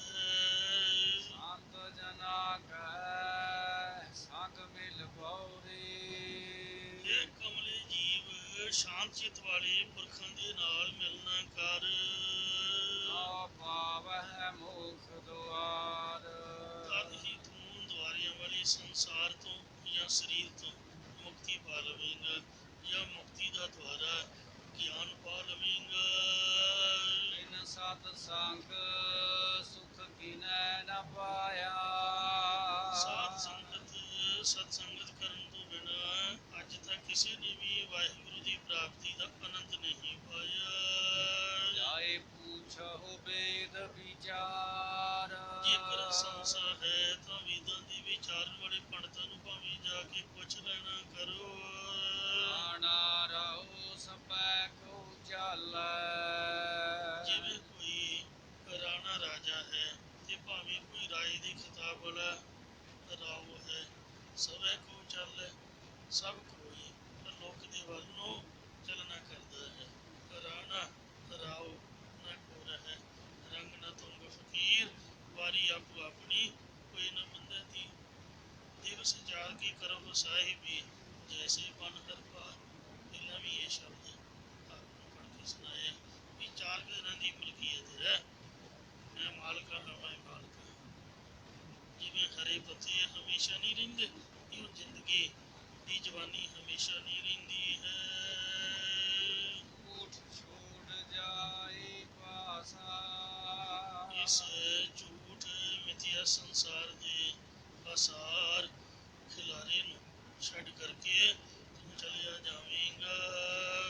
ਨਾਨਕ ਸੰਤ ਸਦਾ ਥਿਰਨੀ ਚਲ ਸਤਿਗੁਰੂ ਨਾਨਕ ਦੇਵ ਮਹਾਰਾਜ ਜੀ ਦੇ ਚੌਥੇ ਸ਼ਲੋਕ ਸ੍ਰੀ ਗੁਰੂ ਰਾਮਦਾਸ ਜੀ ਫਰਮਾਉਂਦੇ ਨੇ ਕਿ ਜੋ ਗੁਰੂ ਤੇਗ ਬਹਾਦਰ ਜੀ ਵਰਗੇ ਸੰਤ ਜਨ ਨੇ ਉਹ ਹਮੇਸ਼ਾ ਅਚਲ ਸਰੂਪ ਵਾਹਿਗੁਰੂ ਦੇ ਨਾਲ ਮਿਲ ਕੇ ਰਾਮ ਨਾਮ ਆਧਾਰ ਅਸਥਿਤ ਹੋਏ ਨੇ। ਉਹਨਾਂ ਦੇ ਅਸਥਾਨ ਦੇ ਹਮੇਸ਼ਾ ਵਾਜੇ ਵੱਜਦੇ ਨੇ। ਜਿਨ੍ਹਾਂ ਸੰਤ ਜਨਾਂ ਨੂੰ ਸਿਰਫ ਰਮੰਤੀ ਸਾਰਾਮਾ ਪਰਮੇਸ਼ਰ ਦੇ ਨਾਮ ਦਾ ਹੀ ਆਸਰਾ ਹੈ, ਉਹ ਹਮੇਸ਼ਾ ਅਸਥਿਤ ਨੇ। ਵੇਖੋ ਜੂਨ 84 ਚ ਜੋ ਹਰਿਮੰਦਰ ਸਾਹਿਬ ਦੇ ਉੱਪਰ ਹਮਲਾ ਕਰਨ ਵਾਲੇ ਨੇ ਉਹਨਾਂ ਦਾ ਕੋਈ ਨਾਮੋ ਨਿਸ਼ਾਨ ਨਹੀਂ ਹੈ। ਪਰ ਜਿਹੜੇ ਰੱਬ ਦੇ ਪਿਆਰ ਵਾਲੇ ਸੋ ਗੁਰੂ ਜੀ ਦੇ ਸਤਿਕਾਰ ਹਿੱਤ ਆਪ ਦਾ ਸਭ ਕੁਝ ਸਮਰਪਿਤ ਕਰਕੇ ਤੁਰ ਗਏ। ਉਹਨਾਂ ਦੀ ਗੁਰਦੁਆਰਾ ਸਾਹਿਬ, ਉਹਨਾਂ ਦੀਆਂ ਤਸਵੀਰਾਂ ਸਿੱਖ ਅਜਾਇਬ ਘਰ ਦੇ ਵਿੱਚ ਲੱਗੀਆਂ ਹੋਈਆਂ ਨੇ। ਸੋ ਜਿਹੜੇ ਨਾਮ ਦਾ ਆਸਰਾ ਲੈਂਦੇ ਨੇ ਉਹ ਸਥਿਤ ਨੇ, ਜੋ ਹੰਕਾਰ ਕਰਦੇ ਨੇ ਉਹਨਾਂ ਦਾ ਖਾਤਮਾ ਹੋ ਜਾਂਦਾ। ਦੁਨੀਆ ਦੇ ਵਿੱਚ ਨਾ ਦੋਵਾਂ ਦਾ ਹੀ ਹੁੰਦਾ, ਬੁਰੇ ਨੂੰ ਬੁਰਾ ਕਹਿੰਦੇ ਨੇ, ਚੰਗੇ ਨੂੰ ਧਰਮੀ ਕਹਿੰਦੇ ਨੇ। ਜਿਵੇਂ ਹਰਨਾਖਸ਼ ਦੁਸ਼ਟ, ਨਾ ਤਾਂ ਹਰਨਾਖਸ਼ ਦਾ ਵੀ ਗੁਰਬਾਣੀ 'ਚ ਪਰ ਉਹਦੇ ਨਾਲ ਦੁਸ਼ਟ ਤੇ ਪ੍ਰਹਿਲਾਦ ਰਾਇਆ ਪ੍ਰਹਿਲਾਦ ਨੂੰ ਭਗਤ ਕਰਕੇ ਲਿਖਿਆ ਹੋਇਆ ਹੈ। ਇਸ ਲਈ ਆਪਦੇ ਨਾਮ ਨੂੰ ਬਦਨਾਮ ਨਾ ਕਰੋ। ਕਾਹਦੇ ਲਈ? ਚਾਰ ਛਿਲੜਾਂ ਵਾਸਤੇ? ਰਹਿਣਾ ਤਾਂ ਹੈ ਨਹੀਂ। ਲੋਕ ਤਾਂ ਅਖਬਾਰਾਂ ਵਾਲਿਆਂ ਨੂੰ ਵੇਖੋ 10-10 15-15 ਹਜ਼ਾਰ ਦੇ ਵੀ ਮੇਰਾ ਨਾਮ ਪੂਰੇ ਪੇਪਰ ਦਾ ਉਹ ਲੱਖ ਰੁਪਈਆ ਸੀ ਜਾਂ 1.5 ਲੱਖ ਲੈਂਦੇ। ਦੁਨੀਆ ਦਾ ਨਾਮ ਕਮਾਉਣ ਪਾਸੇ ਤਰਲੇ ਮਾਰਦੀ ਹੈ, ਤੁਸੀਂ ਆਪਦੇ ਨਾਮ ਨੂੰ ਬਦਨਾਮ ਕਰ ਰਹੇ। 4 ਦਿਨ ਰਹਿਣਾ ਹੈ, ਕਿਉਂ ਕਿਸੇ ਨੂੰ ਤੰਗ ਕਰਨਾ ਪਰੇਸ਼ਾਨ? ਸਾਧੂ ਸੰਤਾਂ ਦੀ ਤਾਂ ਪੈਰ ਧੋ ਕੇ ਪੀਣੇ ਚਾਹੀਦੇ ਨੇ। ਇਸ ਲਈ ਪਾਪੀ ਅੱਖਰ ਜਾਂ ਬੇਧਰਮੀ ਅੱਖਰ ਜਾਂ ਬੁਰਾ ਅੱਖਰ ਨਾ ਦੁਨੀਆ ਲਾਵੇ। ਚੰਗੇ ਅੱਖਰਾਂ ਦੇ ਵਿੱਚ ਨਾਮ ਦੇ ਨਾਲ ਯਾਦ ਕੀਤਾ ਜਾਏ। ਧੰਨ ਧੰਨ ਅਮਰ ਸ਼ਹੀਦ ਜਥੇਦਾਰ ਬਾਬਾ ਹਰਮੋਹਨ ਸਿੰਘ ਜਿਹਨਾਂ ਹਮਲਾ ਕੀਤਾ, ਉਹਦਾ ਨਾਂ ਕਰਮ ਅਲੀ, ਮੁਸਲਮਾਨਾਂ ਵਾਲਾ ਕੰਮ ਕੀਤਾ। ਸਤਿਗੁਰੂ ਰਹਿਮਤ ਕਰ ਇਹ ਉਪਦੇਸ਼ ਸਾਡੇ ਹਿਰਦਿਆਂ 'ਚ ਵਸ ਜਾਏ, ਸਾਨੂੰ ਸਮਝ ਆ ਸਕੇ ਕਿ ਇੱਕ ਨਾ ਇੱਕ ਦਿਨ ਸਰੀਰ ਛੱਡ ਕੇ ਤੁਰ ਜਾਣਾ ਹੈ। ਜਿਸ ਕਰਕੇ ਖੱਡੇ ਬਾਟੇ ਦਾ ਬ੍ਰਿਸ਼ ਕੀ ਹੈ? ਜੋ ਧਰਮ ਕਮਾਵਾ ਹੈ ਸੋ ਧਰਮ ਤਿਸ ਧਰਮ ਨਾ ਹੋਵੇ, ਪਾਪ ਕਮਾਣੇ ਪਾਪੀ ਜਾਣੇ ਹੈ। ਧਰਮੀ ਬਣੀਏ, ਪਾਪ ਕਰਮਾਂ ਦਾ ਤਿਆਗ ਕਰਕੇ ਗੁਰੂ ਦੀਆਂ ਖੁਸ਼ੀਆਂ ਪ੍ਰਾਪਤ ਕਰੀਏ। ਲੜੀਵਾਰ ਕਥਾ ਦੀ ਸਮਾਪਤੀ ਹੈ ਜੀ। ਉਹਨਾਂ ਚੋਂ ਖਿਮਾ ਕਰਨੀ ਆ, ਅੱਗੇ ਤੋਂ ਸਮਤ ਬਖਸ਼ਣੀ, ਕਿਉਂਕਿ ਅੱਜ ਗੁਰੂ ਤੇਗ ਬਹਾਦਰ ਸਾਹਿਬ ਮਹਾਰਾਜ ਦਾ ਸ਼ਹੀਦੀ ਗੁਰਪੁਰਬ ਹੈ। ਇਸ ਵਾਸਤੇ ਥੋੜ੍ਹਾ ਕੁ ਸਮਾਂ ਉਸ ਪਾਸੇ ਵੀ ਵਿਚਾਰ ਕਰਨੀ ਹੈ। ਆਓ 2 ਪੰਕਤੀਆਂ ਸਰਵਣ ਕਰੋ ਅਤੇ ਅਰਜ਼ ਕਰੀਏ। ਜਾਣਾ ਜਾਓ ਸਭੈ ਕੂ ਚਾਲੈ, ਝੂਠ ਛੂਟ ਜਾਏ ਪਾਸਾਰ। ਨਾਨਕ ਸੰਤ ਸਦਾ ਚਿਰ ਨਿਹਚਲ, ਜਿਨ ਰਾਮ ਨਾਮ ਆਧਾਰ। ਵਾਹਿਗੁਰੂ ਜੀ ਕਾ ਖਾਲਸਾ, ਵਾਹਿਗੁਰੂ ਜੀ ਕੀ ਫਤਿਹ। ਗਿਆਨ ਧਿਆਨ ਕਿਛ ਕਰਮ ਨ ਜਾਣਾ, ਸਾਰ ਨ ਜਾਣਾ ਤੇਰੀ। ਸਭ ਦੇ ਵੱਡਾ ਸਤਿਗੁਰ ਨਾਨਕ, ਜਿਨ ਕਲ ਰਾਖੀ ਮੇਰੀ। ਠੀਕਰ ਹੋਰ ਦਲੀਸ ਸਿਰ, ਪ੍ਰਭ ਗੁਰ ਕੀਆ ਭਇਆ।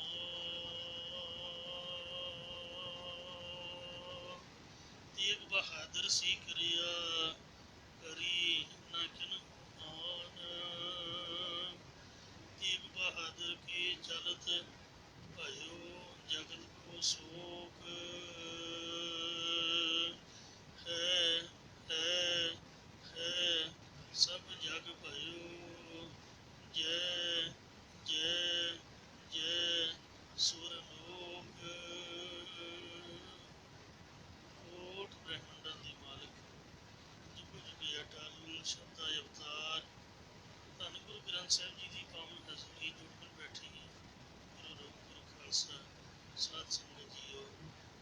ਅੱਜ 9ਵੀਂ ਪਾਤਸ਼ਾਹ ਧੰਨ ਸ੍ਰੀ ਗੁਰੂ ਤੇਗ ਬਹਾਦਰ ਮਹਾਰਾਜ ਸਾਹਿਬ ਜੀ ਜੋ ਸੋਢ ਵੰਸ਼ ਵਿੱਚ ਪ੍ਰਗਟ ਹੋਏ, ਇਹਨਾਂ ਦਾ ਪਵਿੱਤਰ ਸ਼ਹੀਦੀ ਗੁਰਪੁਰਬ ਹੈ। ਅੱਜ ਦੇ ਦਿਨ 9ਵੇਂ ਪਾਤਸ਼ਾਹ ਜੀ ਨੇ ਦਿੱਲੀ ਦੇ ਚਾਂਦਨੀ ਚੌਂਕ 'ਚ ਆਪਣਾ ਸੀਸ ਬਲੀਦਾਨ ਦੇ ਕੇ ਹਿੰਦੂ ਧਰਮ ਨੂੰ ਬਚਾਉਣਾ ਕੀਤਾ। ਜੇ ਮਹਾਰਾਜ ਸੀਸ ਨਾ ਦਿੰਦੇ, ਹਿੰਦੂ ਧਰਮ ਇੱਥੋਂ ਡਿਲੀਟ ਹੋ ਜਾਣਾ ਸੀ। ਹਿੰਦੁਸਤਾਨ ਦਾ ਨਾਮ ਦੁਨੀਆ ਦੇ ਨਕਸ਼ੇ ਵਿੱਚੋਂ ਸਦਾ ਸਦਾ ਲਈ ਖਤਮ ਹੋ ਜਾਣਾ ਸੀ। ਗੁਰਦੁਆਰਾ ਗੁਰੂ ਕੇ ਮਹਿਲ ਸ੍ਰੀ ਅੰਮ੍ਰਿਤਸਰ ਸਾਹਿਬ ਵਿਖੇ ਜਦ ਮਹਾਰਾਜ ਦਾ ਅਵਤਾਰ ਹੋਇਆ, ਆਪ ਤੋਂ ਹੋਰ 4 ਵੱਡੇ ਭਰਾ ਸੀਗੇ, ਬਾਬਾ ਸੂਰਜਮਲ, ਬਾਬਾ ਅਣੀ ਰਾਏ ਜੀ, ਬਾਬਾ ਗੁਰਦਿੱਤਾ ਜੀ, ਬਾਬਾ ਅਟਲ ਰਾਏ ਜੀ। ਤੇ ਕਿਉਂ ਗੁਰੂ ਮਹਾਰਾਜ ਗੁਰੂ ਤੇਗ ਬਹਾਦਰ ਸਭ ਤੋਂ ਛੋਟੇ ਸੀ। ਭੈਣ ਬੀਬੀ ਵੀਰੋ ਜੀ ਵੀ ਸੀ। ਜਦ ਮਹਾਰਾਜ ਦਾ ਅਵਤਾਰ ਵਿਸਾਖ ਦੀ ਪੰਚਮੀ ਦਿਨ ਮੰਗਲਵਾਰ 12 ਅਪ੍ਰੈਲ 1661 ਈਸਵੀ ਵਿਸਾਖਾ ਨਛੱਤਰ ਨੂੰ ਹੋਇਆ। ਮਾਤਾ ਨਾਨਕੀ ਜੀ, ਪਿਤਾ ਗੁਰੂ ਹਰਗੋਬਿੰਦ ਸਾਹਿਬ ਜੀ ਦੇ ਗ੍ਰਹਿ ਵਿਖੇ ਨਾਨਾ ਹਰੀ ਚੰਦ ਦੇ ਨਾਨੀ ਹਰਦਈ ਪਹਿਲਾਂ ਬਾਬੇ ਬਕਾਲੇ ਰਹਿੰਦੇ, ਫਿਰ ਕਰਤਾਰਪੁਰ ਵਸੇ, ਫਿਰ ਪਾਤਸ਼ਾਹੀ ਚੌਥੀ ਵੇਲੇ ਅੰਮ੍ਰਿਤਸਰ ਆ ਕੇ ਵਸ ਗਏ ਸੀ। ਗੁਰੂ ਹਰਗੋਬਿੰਦ ਸਾਹਿਬ ਜੀ ਨੂੰ ਖਬਰ ਮਿਲੀ ਕਿ ਤੁਹਾਡੇ ਘਰ ਸਾਹਿਬਜ਼ਾਦਾ ਪ੍ਰਗਟ ਹੋਏ। ਮਹਾਰਾਜ ਸੱਚੇ ਪਾਤਸ਼ਾਹ ਕਹਿੰਦੇ ਵੀ ਚਲੋ ਦਰਸ਼ਨ ਕਰੋ। ਦਰਸ਼ਨ ਸਿੱਖ ਹੈਰਾਨ ਹੋ ਗਏ। ਏਡੇ ਵੱਡੇ ਗੁਰੂ ਹਰਗੋਬਿੰਦ ਸਾਹਿਬ, ਗੁਰੂ ਨਾਨਕ ਸਾਹਿਬ ਦੀ ਗੁਰਤਾ ਗੱਦੀ ਦੇ ਮਾਲਕ ਤੇ ਦਰਸ਼ਨ ਕਰੋ। ਖੁਦ ਮਹਾਰਾਜ ਚੱਲ ਕੇ ਦਰਸ਼ਨ ਕਰ ਇਹ ਸਾਹਿਬਜ਼ਾਦੇ ਦੇ ਪੈਰੀਂ ਹੱਥ ਲਾ ਕੇ ਮਹਾਰਾਜ ਨੇ ਮੱਥਾ ਟੇਕਿਆ ਸੀ। ਉਚਾਰਨ ਕਰੋ ਸਤਿਨਾਮ ਸਤਿਨਾਮ। ਇਹ ਬੱਚੇ ਆਪਣੇ ਨਹੀਂ ਹੁੰਦੇ, ਅਕਾਲ ਪੁਰਖ ਵੱਲੋਂ ਇਹ ਰੱਬੀ ਜੁਗਤ ਆਈ ਹੈ। ਮਹਾਰਾਜ ਨੇ ਪਹਿਲਾਂ ਹੀ ਪਤਾ ਲਾ ਲਿਆ। ਸਿੱਖਾਂ ਨੇ ਬਾਬਾ ਬਦੀ ਚੰਦ ਨੇ ਪੁੱਛਿਆ ਵੀ ਮਹਾਰਾਜ ਹੱਥ ਜੋੜ ਕੇ ਮੱਥਾ ਕਿਉਂ ਟੇਕਿਆ, ਛੋਟੇ ਜਿਹੇ ਬੱਚੇ ਨੂੰ, ਫਿਰ ਉਹ ਤੁਹਾਡਾ ਬੱਚਾ।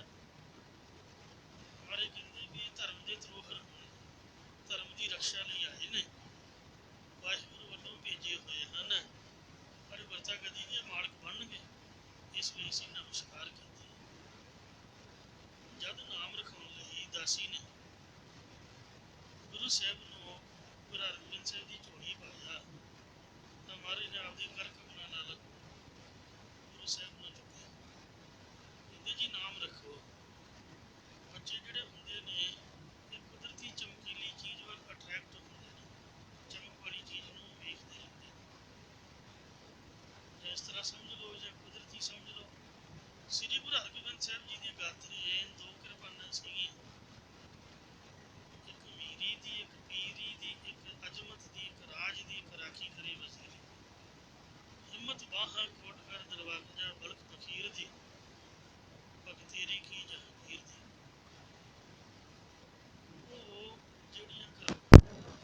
ਉਹ ਜਿਹੜੀਆਂ ਦੇ ਹੀਰੇ ਮੋਤੀ ਜੜੇ ਹੋਏ ਸਨ ਤੇ ਗੁਰੂ ਤੇਗ ਬਹਾਦਰ ਜੀ ਨੇ ਸੁਤੇ ਸਿੰਧੂ ਕਿਰਪਾਨ ਦੀ ਮੁੱਠ ਨੂੰ ਇਹਨਾਂ ਘੁੱਟ ਕੇ ਹੱਥ ਪਾਇਆ, ਦਾਸੀ ਛਡਾਵੇ ਤੇ ਮਹਾਰਾਜ ਛੱਡਣ ਨਾਲ ਦੀ ਪਕੜ ਬੜੀ ਹੁੰਦੀ ਜ਼ਬਰਦਸਤ। ਮਹਾਰਾਜ ਮੁਸਕਰਾ ਪਏ। ਗੁਰੂ ਸਾਹਿਬ ਕਹਿਣ ਲੱਗੇ ਵੇਖੋ ਇਹਨਾਂ ਨੇ ਆਪ ਦਾ ਨਾਮ ਤਾਂ ਆਪ ਹੀ ਰਖਾ ਲਿਆ। ਪ੍ਰਿੰਸੀਪਲ ਸਤਵੀਰ ਸਿੰਘ ਨੇ ਲਿਖਿਆ ਕਿ ਗੁਰੂ ਤੇਗ ਬਹਾਦਰ ਦਾ ਨਾਂ ਸੀ ਪਹਿਲਾਂ ਤਿਆਗ ਮੱਲ, ਤੇ ਜਦ ਕਰਤਾਰਪੁਰ ਦੀ ਜੰਗ ਲੜੀ ਤੇ ਉੱਥੇ ਬਹਾਦਰੀ ਕੀਤੀ ਤਾਂ ਰੱਖਿਆ ਗੁਰੂ ਤੇਗ ਬਹਾਦਰ। ਪਰ ਨਹੀਂ, ਅਸੀਂ ਇਹ ਗੱਲ ਮੰਨਦੇ ਹਾਂ ਵੀ ਛੋਟੀ ਉਮਰ ਤੋਂ ਹੀ ਨਾਂ ਗੁਰੂ ਤੇਗ ਬਹਾਦਰ ਸੀਗਾ। ਜਦ ਕਿਰਪਾਨ ਦੀ ਮੁੱਠ ਨੂੰ ਹੱਥ ਪਾਇਆ ਤਾਂ ਗੁਰੂ ਹਰਗੋਬਿੰਦ ਸਾਹਿਬ ਜੀ ਨੇ ਨਾਮ ਰੱਖਿਆ ਸ੍ਰੀ ਗੁਰੂ ਤੇਗ ਬਹਾਦਰ ਸਾਹਿਬ। ਆਖਿਆ ਇਹਨਾਂ ਨੇ ਆਪ ਦਾ ਨਾਮ ਆਪ ਰਖਾਇਆ ਹੈ। ਫਿਰ ਕਰਤਾਰਪੁਰ ਦੀ ਜੰਗ ਦੇ ਵਿੱਚ ਵੀ ਤੇਗ ਦੀ ਬਹਾਦਰੀ ਕਰਕੇ ਦਿਖਾਈ। ਕਿਸੇ ਮੁਸਲੇ ਨੂੰ ਕਰਤਾਰਪੁਰ ਦੇ ਅੰਦਰ ਪੈਰ ਨਹੀਂ ਪਾਉਣ ਦਿੱਤਾ, ਉਹਦੀਆਂ ਲੱਤਾਂ ਵੱਢ ਸੁੱਟੀਆਂ। ਔਰ ਔਰੰਗਜ਼ੇਬ ਦੇ ਕੋਲ ਜਦ ਗੁਰੂ ਤੇਗ ਬਹਾਦਰ ਮਹਾਰਾਜ ਗਏ, ਇਹ ਸੰਮਤ 207 ਗੁਰੂ ਨਾਨਕਸ਼ਾਹੀ 1732 ਬਿਕਰਮੀ ਮੱਘਰ ਸੁਦੀ ਪੰਜਵੀਂ ਅੱਜ ਦਾ ਦਿਨ ਸੀਗਾ। 19 ਦਸੰਬਰ 1675 ਈਸਵੀ ਦਿੱਲੀ ਦਾ ਚਾਂਦਨੀ ਚੌਂਕ, ਜਿੱਥੇ ਧਰਮ ਦੀ ਰਕਸ਼ਾ ਕੀਤੀ। ਔਰੰਗਜ਼ੇਬ ਨੇ ਗੁਰੂ ਮਹਾਰਾਜ ਨੂੰ ਇਹ ਸਵਾਲ ਕੀਤਾ ਵੀ ਤੁਸੀਂ ਵੱਡੇ ਤੇਗ ਬਹਾਦਰ ਬਣੇ ਫਿਰਦੇ ਹੋ, ਕੀ ਤੁਹਾਡੇ 'ਚ ਤੇਗ ਦੀ ਬਹਾਦਰੀ ਹੈ? ਕਿਉਂਕਿ ਮਹਾਰਾਜ ਤਾਂ ਆਪ ਦਾ ਧਿਆਨ ਹੀ ਤਾਂ ਨਹੀਂ ਸਨ ਚੁੱਕਦੇ, ਹੇਠਾਂ ਧਿਆਨ ਕਰਕੇ ਸਤਨਾਮ ਸ੍ਰੀ ਵਾਹਿਗੁਰੂ ਵਾਹਿਗੁਰੂ ਵਾਹਿਗੁਰੂ ਨਾਮ ਹੀ ਜਪਦੇ ਰਹਿੰਦੇ। ਬੜੀ ਸ਼ਾਂਤੀ ਅਵਸਥਾ ਸੀਗੀ। ਬੜੇ ਉੱਚੇ ਲੰਮੇ ਜਵਾਨ ਸੀਗੇ, ਚੰਗਾ ਜੁੱਸਾ ਸੀਗਾ, ਤਗੜੇ ਸੂਰਮੇ, ਪਰ ਰਹਿੰਦੇ ਨਿਮਰਤਾ ਵਿੱਚ ਸਨ। ਆਖਿਆ ਕੀ ਤੁਸੀਂ ਤੇਗ ਦੀ ਬਹਾਦਰੀ ਕੀਤੀ ਹੈ? ਗੁਰੂ ਸਾਹਿਬ ਕਹਿਣ ਲੱਗੇ ਵੀ ਜੇ ਤੂੰ ਸਾਡੇ ਨਾਮ ਦੀ ਸਫਲਤਾ ਵੇਖਣੀ ਹੈ ਤਾਂ ਤੂੰ ਤੇਗ ਲਿਆ, ਜਿਹੜੀ ਮਰਜ਼ੀ ਲੈ ਆ ਪੁੱਤ, ਤੇ ਜਾ ਮੇਰੇ 'ਤੇ ਚਲਾ ਕੇ ਵੇਖ, ਫਿਰ ਵੇਖ ਤੂੰ ਨਤਾਰਾ ਵੀ ਕੀ ਬਹਾਦਰੀ ਹੈ ਮੇਰੇ ਵਿੱਚ। ਕਹਿੰਦੇ ਹਾਂ ਹੁਣ ਗੱਲ ਬਣੀ। ਪਹਿਲਾਂ ਤਾਂ ਕਰਾਮਾਤ ਦਿਖਾਉਣ ਲਈ ਮੰਨਦੇ ਨਹੀਂ ਸਨ, ਤੇ ਪਰ ਹੁਣ ਆਪਦੇ ਨਾਮ ਦੀ ਗੱਲ ਆਈ ਹੈ ਤੇ ਹੁਣ ਕਰਾਮਾਤ ਦਿਖਾਉਣ ਲਈ ਮੰਨ ਗਏ ਨੇ। ਮਰ ਕਹਿੰਦੇ ਜਾ ਤੇਗ ਲੈ ਕੇ ਆ। ਫੁਲਾਦੀ ਤੇਗ ਮੰਗਵਾਈ ਗਈ ਆਲਾ ਕਿਸਮ ਦੀ, ਤੇ ਜੋ ਕਿ ਤੁਰਕ ਕੰਟਰੀ ਦੇ ਵਿੱਚੋਂ ਬਣਵਾਈ ਹੋਈ ਸੀ। ਉਹਦੇ 'ਤੇ ਗੁੱਡੀ ਕਾਗਜ਼ ਮਾਰੇ ਨੇ, ਕਹਿੰਦੇ ਇਹਨਾਂ ਦੇ ਕਾਗਜ਼ ਬੰਨ੍ਹ। ਨਰਮ ਧਾਗੇ ਨਾਲ ਕਾਗਜ਼ ਬਣਾਇਆ। ਕਹਿੰਦੇ ਵੀ ਹੁਣ ਜਿਹੜਾ ਸਭ ਤੋਂ ਬਲੀ ਬੰਦਾ ਤੇਰੇ ਕੋਲ ਹੈ ਜ਼ੋਰ ਵਾਲਾ, ਉਹਨੂੰ ਕਹਾਂ ਵੀ ਜ਼ੋਰ ਨਾਲ ਮੇਰੇ ਸਿਰ ਤੇ ਚਲਾ ਕੇ ਦੇਖ ਇਹ ਤਲਵਾਰ। ਤੇਰੀ ਤਲਵਾਰ ਤਾਂ ਕੀ ਮੇਰੇ ਸੀਸ ਨੂੰ ਟੱਚ ਕਰਨੀ ਹੈ ਤਾਂ ਕਾਗਜ਼ ਤੇ ਧਾਗਾ ਵੀ ਨਹੀਂ ਕੱਟ ਸਕੇਗੀ। ਇਹ ਮੇਰੀ ਬਹਾਦਰੀ ਹੈ। ਸਾਧ ਸੰਗਤ ਜੀਓ, ਗੁਰੂ ਸਾਹਿਬ ਜੀ ਨੇ ਬਹਾਨੇ ਨਾਲ ਉਹਨਾਂ ਸਿਰ ਪਾਪ ਚੜਾਇਆ, ਨਹੀਂ ਤਾਂ ਕਿਸੇ ਦੀ ਕੀ ਮਜਾਲ ਸੀ ਕਿ ਗੁਰੂ ਤੇਗ ਬਹਾਦਰ ਜੀ ਨੂੰ ਕੋਈ ਸ਼ਹੀਦ ਕਰ ਜਾਂਦਾ। ਤੁਸੀਂ ਦੱਸੋ, ਮਹਾਰਾਜ ਬ੍ਰਹਮ ਸੀਗੇ, ਬ੍ਰਹਮ ਨੂੰ ਕੋਈ ਮਾਰ ਸਕਦਾ? ਬ੍ਰਹਮ ਦੀ ਸੇ ਬ੍ਰਹਮ ਸੁਣੀਏ ਇੱਕ ਇੱਕ ਬਖਾਣੀ ਹੈ। ਪੰਜਵੇਂ ਪਾਤਸ਼ਾਹ ਜੀ ਨੇ ਵੀ ਸਾਈਂ ਮੀਆਂ ਮੀਰ ਨੂੰ ਸਮਝਾਇਆ ਵੀ ਇਹ ਮੇਰਾ ਕੌਤਕ ਹੈ, ਪਾਣੀ ਵਿੱਚ ਰਹੋ। ਭਾਈ ਮਤੀ ਦਾਸ ਜੀ ਨੂੰ ਗੁਰੂ ਤੇਗ ਬਹਾਦਰ ਨੇ ਪਹਿਲਾਂ ਸਮਝਾ ਦਿੱਤਾ ਸੀ ਵੀ ਬਾਬਾ ਜੀ ਇਹ ਅਸੀਂ ਕੌਤਕ ਵਰਤਾਉਣਾ ਹੈ, ਤੂੰ ਪਾਣੀ ਵਿੱਚ ਰਹਿ। ਤਾਈਓ ਗੁਰੂ ਗੋਬਿੰਦ ਸਿੰਘ ਨੇ ਲਿਖਿਆ ਠੀਕਰ ਫੁਰ ਦਲੀਸ ਸਿਰ, ਸਰੀਰ ਦਾ ਭਾਂਡਾ ਦਿੱਲੀ ਦੇ ਈਸ਼ ਔਰੰਗਜ਼ੇਬ ਦੇ ਸਿਰ ਤੇ ਭੰਨਿਆ ਮਹਾਰਾਜ ਨੇ, ਜਾਣ ਬੁੱਝ ਕੇ ਭੰਨਿਆ। ਮਾਤਾ ਨਾਨਕੀ ਨੂੰ ਵੀ ਇਹੀ ਸਮਝਾਇਆ ਕਿ ਵੇਖ ਮਾਤਾ ਨਾਨਕੀ, ਤੂੰ ਇਹ ਰੋਣਾ ਧੋਣਾ ਛੱਡ ਦੇ, ਤੂੰ ਅਫਸੋਸ ਨਾ ਕਰ ਵੀ ਮੈਂ ਖਬਰਿਆ ਤੇਰੇ ਤੋਂ ਦੂਰ ਹਾਂ ਤਾਂ ਮੈਂ ਚੜ੍ਹਾਈ ਕਰ ਰਿਹਾ, ਮੈਂ ਤੇਰੇ ਕੋਲ ਵੀ ਹੁੰਦਾ ਤਾਂ ਵੀ ਮੈਂ ਅੱਜ ਤੁਰ ਜਾਣਾ ਸੀਗਾ। ਟਾਈਮ ਹੁੰਦਾ ਬੰਦੇ ਦਾ ਆਪੋ ਆਪਣਾ। ਹੁਣ ਇਹ ਟਾਈਮ ਗੁਰੂ ਗੋਬਿੰਦ ਸਿੰਘ ਦਾ ਆ ਗਿਆ ਹੈ ਅਤੇ ਮੈਂ ਜਾਣਾ ਹੈ, ਮੈਂ ਸਗੋਂ ਧਰਮ ਦੀ ਰਕਸ਼ਾ ਕਰਕੇ ਜਾ ਰਿਹਾ ਅਤੇ ਤੂੰ ਕਿਉਂ ਵੈਰਾਗ ਕਰ ਰਹੀ ਹੈ? ਵੇਖ ਰਾਮ ਗਇਓ ਰਾਮਨ ਗਇਓ ਜਾਕੋ ਬਹੁ ਪਰਿਵਾਰ, ਕਹੋ ਨਾਨਕ ਸਿਰ ਕਛ ਨਹੀਂ ਸੁਪਨੇ ਜਿਉ ਸੰਸਾਰ। हे ਮਾਤਾ ਜੀ ਚਿੰਤਾ ਤਾਂ ਕੀ ਕੀਜੀਏ, ਜੋ ਅਨਹੋਣੀ ਹੋਏ ਇਹੋ ਮਾਰਗ ਸੰਸਾਰ ਕੋ ਨਾਨਕ ਸਿਰ ਨਹੀਂ ਕੋਏ। ਸਾਹਿਬਜ਼ਾਦੇ ਦੀ ਪਰਖ ਲਈ ਬਲ ਛੁੱਟ ਗਿਓ ਬੰਧਨ ਪਰੇ, ਕਛੂ ਨਾ ਹੋਤ ਉਪਾਏ, ਕਹੋ ਨਾਨਕ ਅਬੋਟ ਹਰ, ਗੱਜ ਜਿਉ ਹੋ ਸਹਾਈ ਵਾਲਾ ਦੋਹਰਾ ਉਚਾਰ ਕੇ ਭੇਜਿਆ। ਅਤੇ ਗੁਰੂ ਗੋਬਿੰਦ ਸਿੰਘ ਜੀ ਨੇ ਆਖਿਆ ਮਹਾਰਾਜ ਅਸੀਂ ਕਿਵੇਂ ਤੁਹਾਡੀ ਸਹਾਇਤਾ ਕਰ ਸਕਦੇ ਹਾਂ, ਤੁਸੀਂ ਤਾਂ ਬ੍ਰਹਮ ਹੋ। ਬਲ ਛੁੱਟ ਗਿਓ ਅਤੇ ਬਲ ਹੋਆ ਬੰਧਨ ਛੁੱਟੇ, ਸਭ ਕਿਛ ਹੋਤ ਉਪਾਏ, ਨਾਨਕ ਸਭ ਕੁਛ ਤੁਮਰੇ ਹਾਥ ਮੈਂ ਤੁਮ ਹੀ ਹੋਤ ਸਹਾਈ। ਤੁਹਾਡੇ 'ਚ ਸਭ ਬਲ ਹੈ, ਤੁਸੀਂ ਧਰਤੀ ਨੂੰ ਪੁੱਠੀ ਕਰ ਸਕਦੇ ਹੋ, ਇਹਨਾਂ ਦਾ ਖਾਤਮਾ ਕਰ ਸਕਦੇ ਹੋ ਇੱਕੋ ਬਚਨ ਦੇ ਨਾਲ। ਤੁਹਾਡੇ ਬੰਧਨ ਛੁੱਟੇ ਹੋਏ ਨੇ, ਕੋਈ ਤੁਹਾਡੇ ਪੈਰਾਂ 'ਚ ਬੇੜੀਆਂ ਨਹੀਂ ਪਾ ਸਕਦਾ, ਕੋਈ ਲੋਹ ਪਿੰਜਰੇ ਨਹੀਂ ਪਾ ਸਕਦਾ। ਇਹ ਤੁਹਾਡਾ ਕੌਤਕ ਹੈ। ਬਲਕਿ ਜਮਾਦਾਰ ਨੇ ਵੇਖਿਆ ਵੀ ਸੀ ਵੀ ਇੱਕ ਸਰੂਪ ਪਿੰਜਰੇ 'ਚ ਬੈਠਾ, ਦੂਜਾ ਸਰੂਪ ਸਿੱਖਾਂ ਦੇ ਘਰਾਂ 'ਚ ਪ੍ਰਸ਼ਾਦਾ ਛਕ ਰਿਹਾ। ਉਹ ਕਹਿੰਦਾ ਸੀ ਮੈਂ ਤੁਹਾਡਾ ਗੜਵਈ ਬਣ ਜਾਂਦਾ, ਆਪਾਂ ਇੱਥੋਂ ਚੱਲੀਏ। ਮਹਾਰਾਜ ਕਹਿੰਦੇ ਨਹੀਂ ਭਾਈ, ਹਿੰਦੂ ਧਰਮ ਦੀ ਰਕਸ਼ਾ ਲਈ ਸੀਸ ਬਲੀਦਾਨ ਦੇਣਾ ਹੈ। ਜੋ ਪਹਿਲੇ ਸਰੂਪ 'ਚ ਬਾਬਰ ਨੂੰ ਬਚਨ ਦਿੱਤਾ ਸੀ 7 ਪੀੜ੍ਹੀਆਂ ਤੱਕ ਤੇਰਾ ਰਾਜ ਰਹੂਗਾ, ਅਤੇ ਜਦ ਤੇਰੇ ਰਾਜ ਦੇ ਜਿਹੜੇ ਮਾਲਕ ਨੇ ਤੇਰੇ ਬੱਚੇ ਤੇਰੀ ਕੁਲ ਵਾਲੇ ਜ਼ੁਲਮ ਕਰਨ ਲੱਗ ਪੈਣਗੇ, ਸਿਰ ਦੇ ਕੇ ਬਚਨ ਵਾਪਸ ਲੈ ਲਾਂਗੇ। ਉਹ ਹੁਣ ਨਵੇਂ ਸਰੂਪ 'ਚ ਸੀਸ ਦੇ ਕੇ ਬਚਨ ਵਾਪਸ ਲੈਣਾ ਹੈ। ਇਉਂ ਮਹਾਰਾਜ ਨੇ ਕੌਤਕ ਵਰਤਾਇਆ। ਅੱਜ ਦੁਪਹਿਰ ਦਾ ਟਾਈਮ ਸੀ, 12:10 ਦਾ। ਸਮਾਣੇ ਦਾ ਰਹਿਣ ਵਾਲਾ ਜਲਾਲ ਉਦ ਦੀਨ ਜਲਾਦ ਸੀਗਾ, ਜਿਹਦੇ ਪੁੱਤਰਾਂ ਨੇ ਸ਼ਾਸਨ ਬੇਗ ਅਤੇ ਬਾਸ਼ਮ ਬੇਗ ਨੇ ਛੋਟੇ ਸਾਹਿਬਜ਼ਾਦਿਆਂ ਦੀ ਤਲਵਾਰ ਚਲਾਈ। ਤਾਈਓ ਬਾਬੇ ਬੰਦੇ ਬਹਾਦਰ ਨੇ ਪਹਿਲਾਂ ਸਮਾਣੇ ਨੂੰ ਮਾਰਿਆ, ਮਾਰ ਸਮਾਣਾ ਵਿੱਚ ਮਿੱਟੀ ਦੇ ਮਲਾਤਾ ਸਿੰਘਾਂ ਨੇ। ਉਸ ਤੋਂ ਬਾਅਦ ਸਢੌਰਾ ਮਾਰਿਆ ਪੀਰ ਬੁੱਧੂ ਸ਼ਾਹ ਨੂੰ, ਜਿੱਥੇ ਮੁਸਲਿਆਂ ਨੇ ਸ਼ਹੀਦ ਕੀਤਾ। ਇਉਂ ਸਾਧ ਸੰਗਤ ਜੀ ਉਹਦਾ ਕੋਈ ਕੇਸ ਕੋ ਸੀਗਾ, ਔਰੰਗਜ਼ੇਬ ਕਹਿਣ ਲੱਗਾ ਵੀ ਮੈਂ ਤੇਰਾ ਕੇਸ ਰਫਾ ਦਫਾ ਕਰਦਾ, ਤੂੰ ਤਲਵਾਰ ਚਲਾ। ਸਤਿਗੁਰੂ ਜੀ ਕਹਿਣ ਲੱਗੇ 1 ਮਿੰਟ ਠਹਿਰੋ, ਮੈਨੂੰ ਇਸ਼ਨਾਨ ਕਰ ਲੈਣ ਦਿਓ। ਇੱਕ ਉੱਥੇ ਬੋਹੜ ਦਾ ਦਰਖਤ ਸੀਗਾ ਦਿੱਲੀ ਦੇ ਚਾਂਦਨੀ ਚੌਂਕ ਦੇ ਵਿੱਚ, ਉਹ ਸਾਰੀ ਕੁਤਵਾਲੀ ਸੀਗੀ, ਲਾਲ ਕਿਲ੍ਹੇ ਤੋਂ ਲੈ ਕੇ ਚਾਂਦਨੀ ਚੌਂਕ ਤੱਕ ਸਾਰੀ ਕੁਤਵਾਲੀ ਸੀਗੀ। ਇਹ ਬਾਅਦ 'ਚ ਸਿੱਖ ਸਰਦਾਰਾਂ ਨੇ ਗੁਰਦੁਆਰਾ ਸਾਹਿਬ ਬਣਾਇਆ। ਉੱਥੇ ਬੋਹੜ ਦਾ ਬ੍ਰਿਕਸ਼ ਸੀਗਾ, ਬੋਹੜ ਦੇ ਬ੍ਰਿਕਸ਼ ਹੇਠਾਂ ਥੜਾ ਸੀਗਾ, ਉਹਦੇ ਨਾਲ ਹੀ ਖੂਹ ਸੀਗੀ, ਛੋਟੀ ਜਿਹੀ ਖੂਹੀ। ਬੋਹੜ ਦਾ ਬ੍ਰਿਕਸ਼ ਤਾਂ ਸੁੱਕ ਗਿਆ ਅਤੇ ਕਾਰ ਸੇਵਾ ਵਾਲੇ ਸੰਤਾਂ ਨੇ ਉਹਨੂੰ ਕੱਟ ਕੇ ਸ਼ੀਸ਼ੇ ਵਿੱਚ ਮੜ੍ਹਿਆ ਹੋਇਆ। ਜਿਹੜੀ ਖੂਹੀ ਥੋੜ੍ਹੇ ਕੁ ਚਿਰ ਹੋਇਆ ਪ੍ਰਗਟ ਹੋਈ ਹੈ। ਉਹ ਖੂਹੀ ਦੇ ਜਲ ਦੇ ਨਾਲ ਗੁਰੂ ਜੀ ਨੇ ਇਸ਼ਨਾਨ ਕੀਤਾ। ਆਖਿਆ ਵੀ ਮੈਂ ਜਪਜੀ ਸਾਹਿਬ ਦਾ ਪਾਠ ਕਰਨਾ ਹੈ। ਪੰਜਵੇਂ ਪਾਤਸ਼ਾਹ ਜੀ ਨੇ ਵੀ ਜਦ ਸ਼ਹੀਦੀ ਦੇਣੀ ਸੀਗੀ ਤਾਂ ਚੰਦੂ ਨੂੰ ਆਖਿਆ ਵੀ ਨਿਕੰਮਿਆ ਤੂੰ ਮੇਰਾ ਧਰਮ ਗਵਾ ਰਿਹਾ। ਗਾਂ ਦੀ ਖਲ ਵਿੱਚ ਮੜ੍ਹਨ ਦਾ ਹੁਕਮ ਦੇ ਦਿੱਤਾ ਸੀਗਾ। ਕਹਿੰਦਾ ਹੁਣ ਮੈਨੂੰ ਮਹਾਰਾਜ ਕਹਿੰਦੇ ਇਸ਼ਨਾਨ ਕਰ ਲੈਣ ਦੇ। ਉਹ ਬੜਾ ਖੁਸ਼ ਹੋਇਆ ਵੀ ਚੱਲ ਕੋਈ ਨਹੀਂ, ਜੇ ਛਾਲਿਆਂ 'ਤੇ ਠੰਡਾ ਪਾਣੀ ਲੱਗੂਗਾ ਆਪੇ ਦੁੱਖ ਹੋਊਗਾ। ਤੇ ਗੁਰੂ ਸਾਹਿਬ ਨੇ ਵੀ ਇਸ਼ਨਾਨ ਕਰਕੇ ਇੱਕ ਜਪਜੀ ਸਾਹਿਬ ਦਾ ਪਾਠ ਆਪ ਕੀਤਾ ਸੀਗਾ, 5 ਸਿੱਖਾਂ ਤੋਂ 5 ਸੁਣੇ ਸਨ। ਜਪਜੀ ਸਾਹਿਬ ਦੇ ਪਾਠ ਦੀ ਬੜੀ ਉੱਤਮ ਮਰਜ਼ਾਦਾ ਹੈ।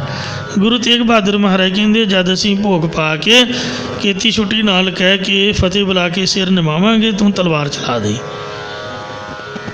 ਜਿਸ ਵਕਤ ਗੁਰੂ ਮਹਾਰਾਜ ਨੇ ਜਪਜੀ ਸਾਹਿਬ ਦਾ ਪਾਠ ਸੰਪੂਰਨ ਕੀਤਾ, ਸੀਸ ਝੁਕਾਇਆ, ਗੁਰੂ ਨਾਨਕ ਸਾਹਿਬ ਦੇ ਚਰਨਾਂ ਦਾ ਧਿਆਨ ਧਾਰ ਕੇ ਉੱਪਰ ਨੂੰ ਸੀਸ ਚੁੱਕਿਆ ਤੇ ਜਲਾਲ-ਉਦ-ਦੀਨ ਨੇ ਤਲਵਾਰ ਚਲਾਈ। ਮਹਾਰਾਜ ਦਾ ਸੀਸ ਜਿਹੜਾ ਸੀ ਤਲਵਾਰ ਦੇ ਟੱਚ ਕਰਨ ਤੋਂ ਪਹਿਲਾਂ ਹੀ ਉਤਰ ਕੇ ਭਾਈ ਜੈਤੇ ਦੀ ਝੋਲੀ ਦੇ ਵਿੱਚ ਜਾ ਪਿਆ। ਉਹ ਚਿੱਟਾ ਕੱਪੜਾ ਲੈ ਕੇ ਖੜਾ ਸੀ ਪਹਿਲਾਂ ਹੀ ਦੋਵਾਂ ਹੱਥਾਂ ਦੇ ਵਿੱਚ। ਜਦ ਝੋਲੀ 'ਚ ਸੀਸ ਪਿਆ, ਉਸੇ ਵਕਤ ਕੱਪੜੇ 'ਚ ਲਪੇਟ ਕੇ ਉਹਨੇ ਸੀਸ 'ਤੇ ਬਿਰਾਜਮਾਨ ਕੀਤਾ ਤੇ ਨੰਗੇ ਚਰਨੇ, ਕਮਰ ਕਸਾ ਲਾਇਆ ਹੋਇਆ ਸੀ ਪਹਿਲਾਂ ਹੀ। ਜਿਉਂ ਦੌੜਿਆ, ਸਭ ਗੇਟ ਖੁੱਲ੍ਹੇ ਮਿਲੇ, ਹਨੇਰੀ ਵਗੀ, ਅੱਖਾਂ 'ਚ ਘੱਟਾ ਪੈ ਗਿਆ ਲੋਕਾਂ ਦੇ। ਕੋਈ ਕਿਸੇ ਪਹਿਰੇਦਾਰ ਨੂੰ ਪਤਾ ਨਹੀਂ ਚੱਲਿਆ। ਤੜ ਮਹਾਰਾਜ ਦਾ ਥੱਲੇ ਡਿੱਗ ਪਿਆ। ਜਦ ਜਲਾਦ ਨੇ ਤਲਵਾਰ ਵੇਖੀ ਤਾਂ ਨਾ ਕੋਈ ਖੂਨ ਦੀ ਛਿੱਟ, ਨਾ ਕੋਈ ਉਹਦੇ ਹੱਥ ਨੂੰ ਕੋਈ ਝਟਕਾ ਹੀ ਲੱਗਾ। ਇਉਂ ਮਹਿਸੂਸ ਨਹੀਂ ਹੋਇਆ ਵੀ ਤਲਵਾਰ ਨੇ ਸੀਸ ਕੱਟਿਆ ਹੋਵੇ। ਜਿਸ ਤਰ੍ਹਾਂ ਹਵਾ ਦੇ ਵਿੱਚ ਤਲਵਾਰ ਲੰਘ ਗਈ, ਇਸ ਤਰ੍ਹਾਂ ਮਹਿਸੂਸ ਹੋਇਆ।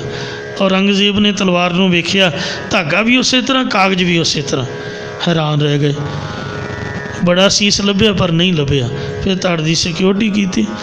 ਉਹ ਵੀ ਸਾਧ ਸੰਗਤ ਜੀ, ਉਹ ਲੱਖੀ ਸ਼ਾਹ ਬਣਜਾਰੇ ਨੇ, ਉਹਨਾਂ ਦੀਆਂ ਅੱਖਾਂ 'ਚ ਘੱਟਾ ਪਾ ਕੇ ਰੂਹ ਦੇ ਗੱਡਿਆਂ ਦੇ ਵਿੱਚ ਗੱਡਾ ਰਲਾ ਕੇ ਗੁਰੂ ਸਾਹਿਬ ਜੀ ਦੇ ਪਾਵਨ ਧੜ ਨੂੰ ਸਤਿਕਾਰ ਨਾਲ ਸਾਂਭ ਕੇ ਗੁਰਦੁਆਰਾ ਰਕਾਬਗੰਜ ਸਾਹਿਬ ਵਿਖੇ ਤੇ ਅੰਤਮ ਸੰਸਕਾਰ ਕੀਤਾ। ਆਪਦੀਆਂ ਝੁੱਗੀਆਂ ਝੌਂਪੜੀਆਂ ਨੂੰ ਹੀ ਅੱਗ ਲਾ ਦਿੱਤੀ। ਇਉਂ ਅੱਜ ਦੇ ਦਿਨ ਗੁਰੂ ਤੇਗ ਬਹਾਦਰ ਮਹਾਰਾਜ ਨੇ ਧਰਮ ਦੀ ਰਕਸ਼ਾ ਕੀਤੀ।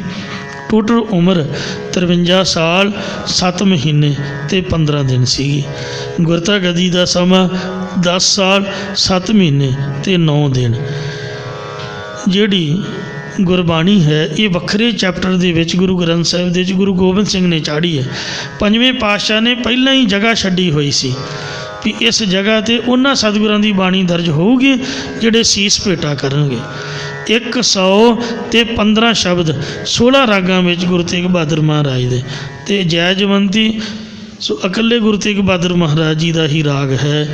ਇਉਂ ਗੁਰੂ ਮਹਾਰਾਜ ਸਾਹਿਬ ਸੱਚੇ ਪਾਤਸ਼ਾਹ ਜੀ ਨੇ ਐਸੀ ਕਿਰਪਾ ਕੀਤੀ, ਇਹੋ ਜਿਹਾ ਪਲਟਾ ਮਾਰਿਆ ਕਿ ਦੁਨੀਆ ਦਾ ਜਿਹੜਾ ਇਤਿਹਾਸ ਸੀਗਾ ਉਹ ਬਦਲ ਕੇ ਰੱਖ ਦਿੱਤਾ।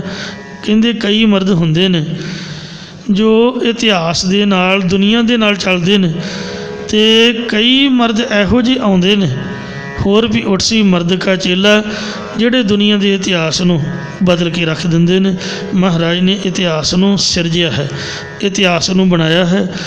ਸੋ ਗੁਰੂ ਸਾਹਿਬ ਦੀ ਸ਼ਹੀਦੀ ਦਾ ਸਦਕਾ ਹੀ ਖਾਲਸਾ ਪੰਥ ਪ੍ਰਗਟ ਹੋਇਆ ਅਤੇ ਗੁਰੂ ਗੋਬਿੰਦ ਸਿੰਘ ਜੀ ਨੇ ਅੰਮ੍ਰਿਤ ਛਕਾ ਕੇ ਅਤੇ ਸਾਧ ਸੰਗਤ ਜੀਓ ਖਾਲਸਾ ਪੰਥ ਦੇ ਵਿੱਚ ਇਹੋ ਜਿਹੀ ਸਪਿਰਿਟ, ਇਹੋ ਜਿਹੀ ਪਾਵਰ ਭਰੀ ਗੁਰੂ ਤੇਗ ਬਹਾਦਰ ਦੀ ਕੁਰਬਾਨੀ ਦਾ ਸਦਕਾ ਹੀ ਜੰਗਾਂ ਯੁੱਧਾਂ ਨੂੰ ਕਰਦੇ ਹਾਂ। ਅਤੇ ਮਹਾਰਾਜ ਨੇ ਸਾਹਿਬਜ਼ਾਦਿਆਂ ਨੇ ਕੁਰਬਾਨੀਆਂ ਕੀਤੀਆਂ ਚੜ੍ਹਦੀ ਕਲਾ ਦੇ ਨਾਲ। ਸੋ ਜ਼ੁਲਮੀ ਸਰਕਾਰ ਦਾ ਟਾਕਰਾ ਕੀਤਾ ਔਰ ਅੱਜ ਤੱਕ ਉਹਨਾਂ ਨੇ ਕਿਹੜੀ ਨਿਗਾਹ ਦੇ ਨਾਲ ਹਿੰਦੁਸਤਾਨ ਵੱਲ ਨਹੀਂ ਤੱਕਿਆ। ਹਿੰਦੁਸਤਾਨ ਨੂੰ 800 ਸਾਲ ਤੋਂ ਜਿਹੜੀ ਗੁਲਾਮ ਹੋਈ ਧਰਤੀ ਸੀ, ਇਹ ਮਹਾਰਾਜ ਨੇ ਆਜ਼ਾਦੀ ਦਾ ਮੁੱਢ ਬੰਨ੍ਹਿਆ, ਫਿਰ ਆਜ਼ਾਦ ਹੋਈ। ਇਹ ਗੁਰੂ ਸਾਹਿਬ ਦੀ ਕਿਰਪਾ ਹੈ। ਮਹਾਰਾਜ ਨੇ ਸੋ ਧਰਮ ਨੂੰ ਧਾਰਨ ਕਰਨਾ ਅਤੇ ਧਰਮ ਨੂੰ ਪਰਪੱਕ ਰੱਖਣਾ, ਸਿਦਕ ਦੀ ਸਿੱਖੀ ਕਮਾਉਣ ਦਾ ਉਪਦੇਸ਼ ਦਿੰਦਿਆਂ ਹੋਇਆਂ ਆਪਦਾ ਸੀਸ ਬਲੀਦਾਨ ਦਿੱਤਾ ਗੁਰੂ ਮਹਾਰਾਜ ਨੂੰ। ਪਾਵਨ ਸ਼ਹੀਦਾਂ ਦੇ ਪਵਿੱਤਰ ਅਸਥਾਨ ਦੇ ਅਸੀਂ ਨਮਸਕਾਰ ਕਰਦੇ ਹੋਏ ਦੀਵਾਨ ਦੀ ਸਮਾਪਤੀ ਕਰਦੇ ਹਾਂ ਜੀ। ਭੁੱਲਾਂ ਚੁੱਕਾ ਖਿਮਾ ਕਰੋ, ਅੱਗੇ ਤੋਂ ਸਮਤ ਬਖਸ਼ੋ।